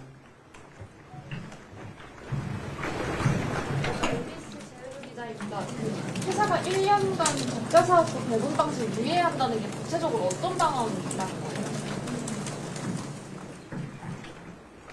거예요? 참고적으로 좀 말씀을 드리면 아직 저희들이 오늘 잠정 합의를 한 것이고요. 이 잠정 합의는 우리 노동조합 분들의 찬반 투표를 거쳐야 되기 때문에 지금 구체적인 내용을 말씀드리기에는 좀 어려움이 있는 것 같습니다. 좀 양해를 부탁드리겠습니다. 연합뉴스 한혜원 기자입니다. 장관님 오늘 바로 이제 노사와 이제 교섭 조정하셨는데 어떻게 합의되셨는지 장관님께서 먼저 양측에다가 그 요청을 하시고 응하시게 된 건지 그 과정을 좀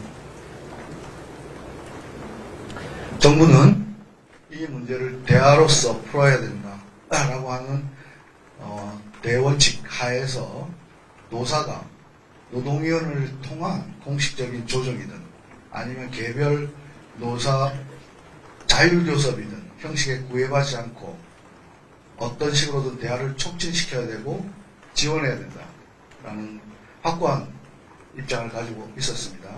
오전에 사후조정이 결렬되고 했을 때 정부로서 어떻게 해서든 대화의 불씨를 살려야 하고 그러기 위해서는 결렬된 원인을 알아야 하고 그것을 돌파할 해법을 찾아야 하고 그런 것들을 고민했었고 노사 양측의 의사를 타진해 봤을 때 충분히 대화의 의지가 있다고 판단되었습니다. 그래서 제가 그렇다면 마지막으로 우리가 지혜를 짜낸다면 못할 게 뭐 있습니까? 회사는 원칙을 지키는 게 대단히 중요했습니다. 하지만 예외 없는 원칙은 없습니다.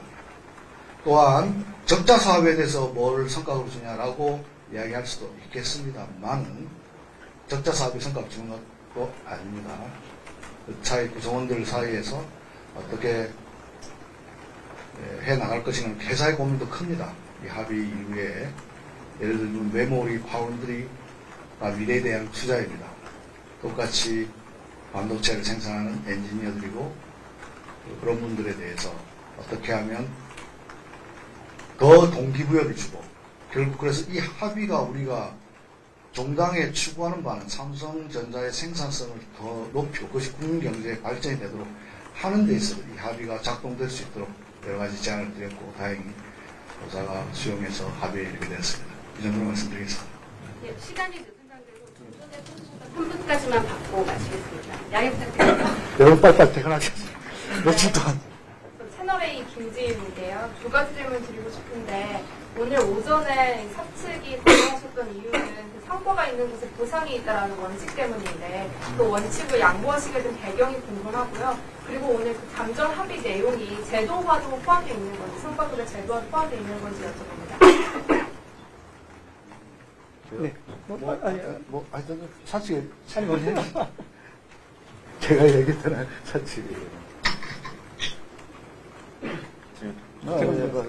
사측에서. 네, 질문해 주신 거에 답변을 좀 드리겠습니다. 성과가 있는 곳에 보상이 있다는 것들은 저희 기본 원칙, 보상의 원칙이고요. 오늘 우리 노동조합하고 잠정 합의를 했지만 성과가 있는 곳에 보상이 있다는 그 원칙은 지켜지면서도 최적의 방안을 서로 아이디어를 내고 또 대화를 통해서 찾았다 이렇게 보시면 될 것 같고요.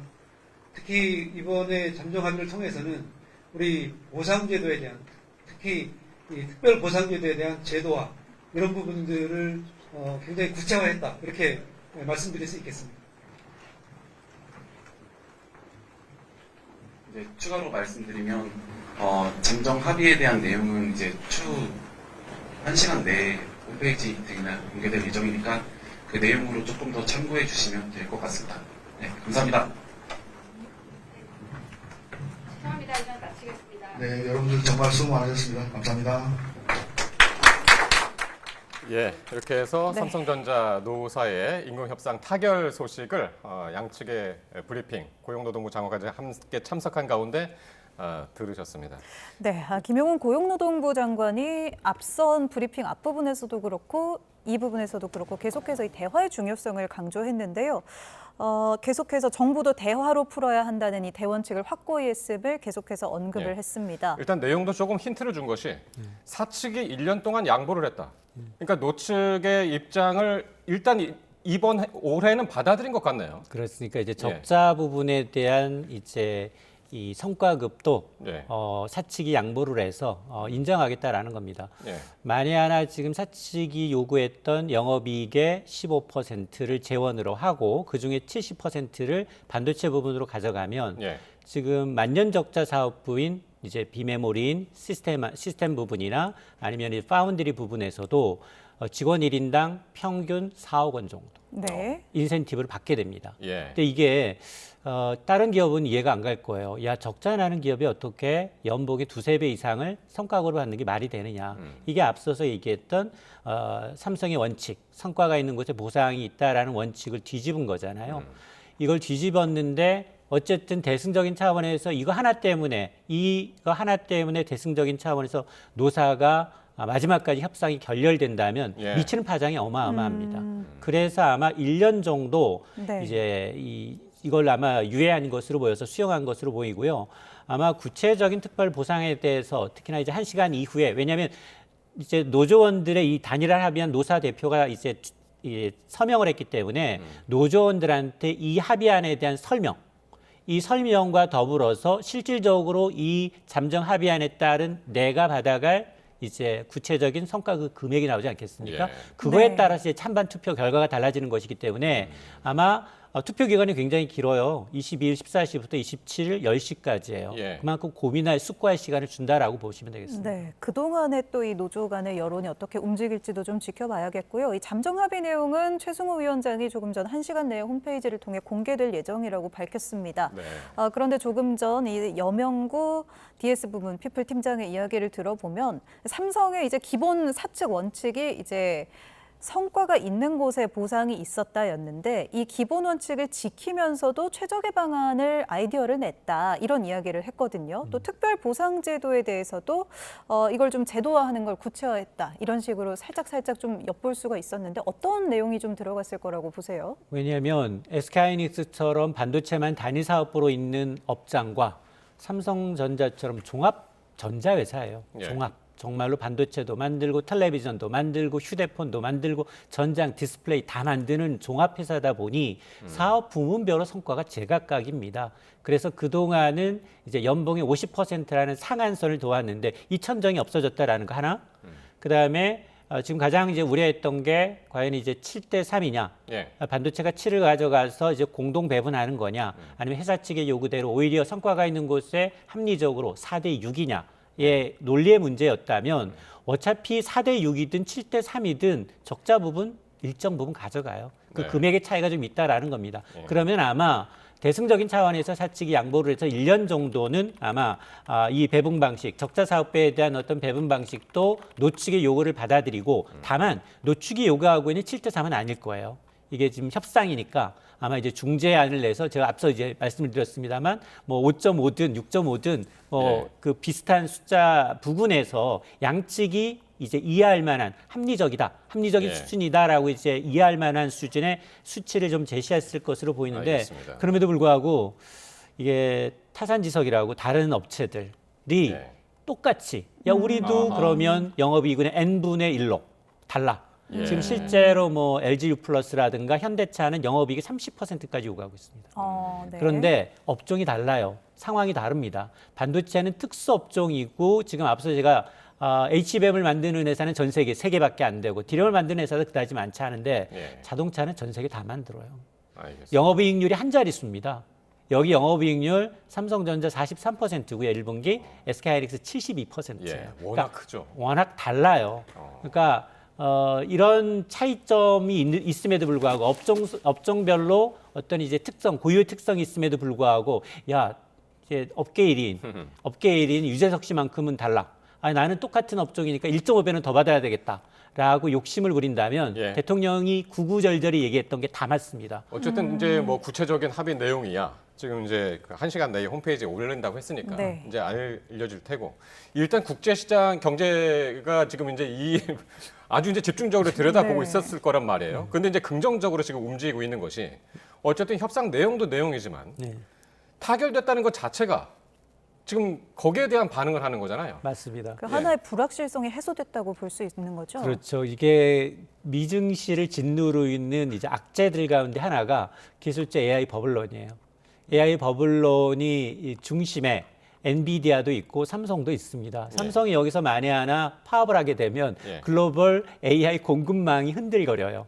왜냐하면 이제 제품을 만들어서 공급하는 제조업체는 한정돼 있는데 이미 공급 부족인 상황에서 여기서 더 만들어내지 못한다면 상당히 많은 빅테크들이 영향을 받아요. 그리고 20일 장마감 이후에는 엔비디아가 실적을 공개합니다. 이게 아마 AI 버블론의 어떤 이제 중간다리 점검해 볼 수 있는 이제 시점이다 보니까 오늘 지금 출발은 좋습니다. 나스닥이 지금 뭐 0.4% 그리고 S&P 500 지수도 강보합. 그동안은 사실 미국의 국채 금리가 너무 많이 뛰었어요. 중동 전쟁 장기화로 인해서 유가가 출렁거렸고요. 유가가 출렁거리다 보니 오히려 연준이 올해 금리 인하가 아니라 인상을 할 수 있다. 한 차례 이상일 수도 있어. 이런 쪽에 무게감이 실리다 보니 미국의 10년물 국채금리, 30년물 국채금리가 전고점을 뚫었습니다. 이 금리 때문에 국채 금리 때문에 특히 좀 시장의 우려가 계속 컸잖아요. 맞습니다. 근데 이제 미국만 그러냐? 그게 아니에요. 전 세계적으로 똑같습니다. 일본도 그렇고요. 영국도 그렇고 우리나라도 그렇습니다. 우리나라 한은은 아무 일도 하지 않았어요. 그럼에도 불구하고 글로벌 벤치마크가 역할을 하고 있는 미국의 10년물 국채 금리가 뛰면 이게 4.5를 넘어서 4.6까지 뛰고 있어서 지금까지 모든 자산이 지난해 다 올랐잖아요. 다 오른 그 기저에는 3저 효과입니다. 저유가 그리고 저금리, 저물가였는데 지금은 반대로 가고 있습니다. 고유가 그리고 고금리 그리고 고물가 이 세 개가 아마 자산시장의 어떤 물꼬를 바꿀 수 있는 전기점이 될 수 있다. 이전의 조정은 기술주들이 내달리게 되면 야 AI 거품이야. 지금 AI 투자하고 있는데 실질적으로 이제 과시적으로 실적 나오는 데는 별로 없고 투자는 밑빠진 독에 계속 물 붓듯이 채권 발행을 남발하고 있어. 이런 우려였다면 지금은 물가도 걱정되네. 이런 식으로 지금 바뀌고 있다는 겁니다. 어쨌든 지금 이제 미국 증시가 반응을 한 시점을 보면은 정말 직전이에요. 맞아요. 지금 조금 전에 10시 반에 이제 시작을 해가지고 조금 전부터 이제 급등을 하기 시작을 했는데 어쨌든 이게 내일 우리 증시에도 좀 영향이 많이 있겠는데요? 일단 이틀 연속 많이 빠졌잖아요. 이틀 연속 많이 빠지고 그다음에 이제 개인들의 포모가 굉장히 심해요. 그래서 사실은 삼성전자하고 SK하이닉스는 장중에 빠지다가도 조금 빠지면 개인들이 계속 매수합니다. 자, 그러다 보니 아마 반도체 업종 비중이 크고 있다는 건 동전의 양면이거든요. 지수가 굉장히 눈에 높을 만큼 버블을 키워놨어요. 삼성전자, SK하이닉스가 지수 8,000 오는데 거의 47% 이상. 이거 두 개 빼게 되면 아직 5,000선 언저리입니다. 자, 그러다 보니 아마 오늘 미증시가 상승으로 마감을 하고 엔비디아가 장마감 이후에 실적을 공개하는데 전망이 중요해요.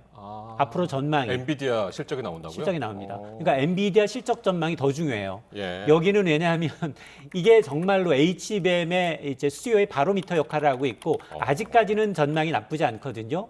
근데 이제 주가가 지금 52주 신고가 부근에 있어요. 엔비디아가. 왜냐하면 사실은 이제 미중 정상회담에서 가장 큰 키가 뭐였느냐? H200이라는 이 고대역폭 메모리를 중국에 판매하겠다라는 거였는데 이거에 대한 어떤 확실한 동집을 못 찍어서 잠깐 주춤했어요. 그러니까요. 그런데 만약 이게 풀린다라고 하면 당연히 삼성전자, SK는 수혜를 봅니다. 알겠습니다. 어쨌든 오늘 네. 삼성전자 노사가 과연 타협을 이룰 것인가 이게 상당히 관심이었는데 일단 타협을 했고요. 네. 합의안이 마련됐고 잠정안을 가지고 일단 노조가 투표를 한다는 소식까지 지금 전해드렸습니다. 방금 말씀 듣는 순간 청와대에서도 해당 소식에 대해서 반응이 나왔는데요. 청와대에서 들어온 소식입니다. 노사의 대승적 결단에 감사하며 노동장관 등 정부의 노력이 어우러진 결과로 평가한다는 청와대의 소식이 방금 전 들어왔습니다. 네, 이렇게 극적으로 총파업을 유보하면서 잠정 합의안을 내놓은 삼성전자 노사와 관련해서 이인철 참좋은경제연구소장과 이야기 나눠봤습니다. 소장님 고맙습니다. 네, 이렇게 두 차례에 걸친 사후 조정에 실패하면서 파업 돌입 직전까지 갔던 노사가 극적 타결을 이루기까지 상황은 상당히 바쁘게 돌아갔습니다. 네, 고비마다 긴박했던 당시 상황을 염혜원 기자가 짚어봤습니다. 한 가지 쟁점에 관해서 노사 의견이 일치하지 않습니다. 2차 사후 조정 마지막 날, 노사는 가장 큰 쟁점 단 하나만을 남겨둔 상태였습니다. 회의 전 중앙노동위원회가 제시한 안에 이미 동의한 노측은 한결 표정이 밝았고 이해해 주셨으면 감사하겠고 저희가 커피랑 도넛 좀 사다 놨으니까 이제 좀 드시면서 좀 편하게 기다려주시면 될 것 같습니다. 감사합니다.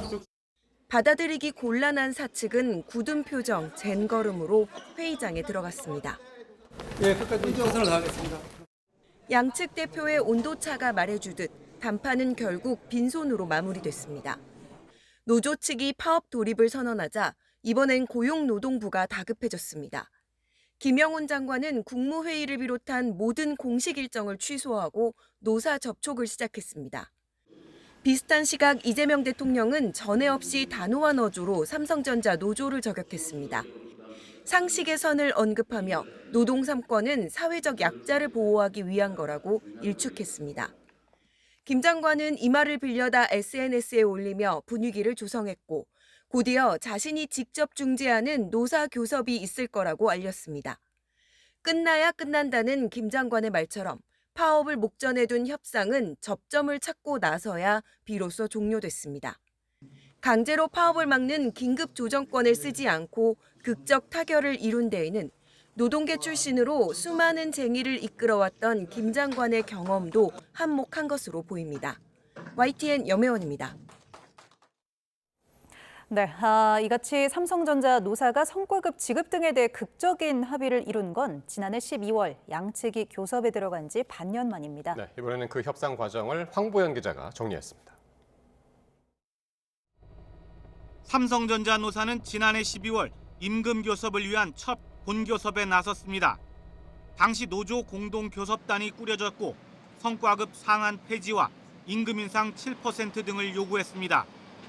한 달 뒤인 지난 1월 첫 단일 과반 노조인 초기업 노조가 출범하며 협상은 본격화했지만 입장 차는 여전했습니다. 지난 3월 쟁의권을 확보한 노조는 5월 21일부터 6월 7일까지 총파업을 선언했고 대규모 결의대회도 열었습니다. 총 파업 기간인 18일을 멈추면 18조에 가까운 공백이 생깁니다. 이것이 숫자로 보일 수 있는 우리의 가치입니다. 협상이 지지부진하자 중앙노동위원회가 직접 중재에 나섰지만 지난 11일부터 이틀 동안 열린 첫 사후 조정은 또 결렬됐습니다. 협상 와중에 노노 갈등만 부각되기도 했습니다. 최 원장님, 저희 공문 지금 계속 무시하시고 계시고 그래서 여기까지 찾아왔어요. 이 삼성전자라는 것이 사실 저희가 DS 반도체만 성장한 게 아닙니다. 지난 16일에는 출장 중인 이재용 회장이 급거 귀국해 고개를 숙였습니다. 매서운 비바람은 제가 맞고 다 제 탓으로 돌리겠습니다. 우리 한번 삼성인임을 자부할 수 있게 최선을 다해 봅시다. 지난 18일부터 2차 사후 조정을 통해 다시 노사가 머리를 맞댔지만 핵심 쟁점인 적자 사업부 보상을 두고 접점을 찾지 못했습니다. 협상 결렬의 노조는 한때 파업 돌입까지 선언했지만 결국 노동부 장관이 직접 조정에 나서고 노사 양측이 한 발씩 물러서며 삼성전자 노사 협상은 이제 조합원 찬반 투표 결과를 기다리게 됐습니다. YTN 황보현입니다. 파업 직전 극적으로 타결된 이번 협상에서는 이례적으로 정부의 입김이 강하게 작용했습니다. 이재명 대통령과 국무총리가 나서서 압박하고 고용노동부 장관이 직접 협상을 중지하는 등 대화를 강조하며 벼랑 끝 전략을 펼쳤습니다. 이문석 기자가 보도합니다. 이달 중순 삼성전자 노사가 한 차례 사후 조정에 실패한 뒤 김영훈 고용노동부 장관의 발걸음은 한층 바빠졌습니다. 직접 유튜브 방송에 나와 대화의 필요성을 거듭 강조하더니 대화로서 해결해야 합니다. 대화가 필요합니다. 이견을 좁히지 못하던 노조 측과 사측을 잇따라 비공개로 만나며 다시 협상 테이블에 마주 앉도록 분위기를 만들었습니다. 이어진 2차 사후 조정에선 박수근 중앙노동위원장이 이례적으로 단독 조정위원을 맡으며 중재에 나섰습니다. 아직까지는 양 당사자가 타결 가능성이 있으니까 그걸 보고 하겠습니다. 의견이 좁혀지고 있나요? 예, 일부는 좁혀지고 있습니다. 하지만 결국 2차 조정도 실패로 끝났고 이번엔 고용노동부 장관이 등판했습니다. 공식 일정을 모두 취소하고 노사를 설득해 다시 대화의 장에 복귀시켰고 교섭도 직접 중지한 겁니다. 동시에 이재명 대통령은 파업을 예고한 노조에 경고를 보냈습니다.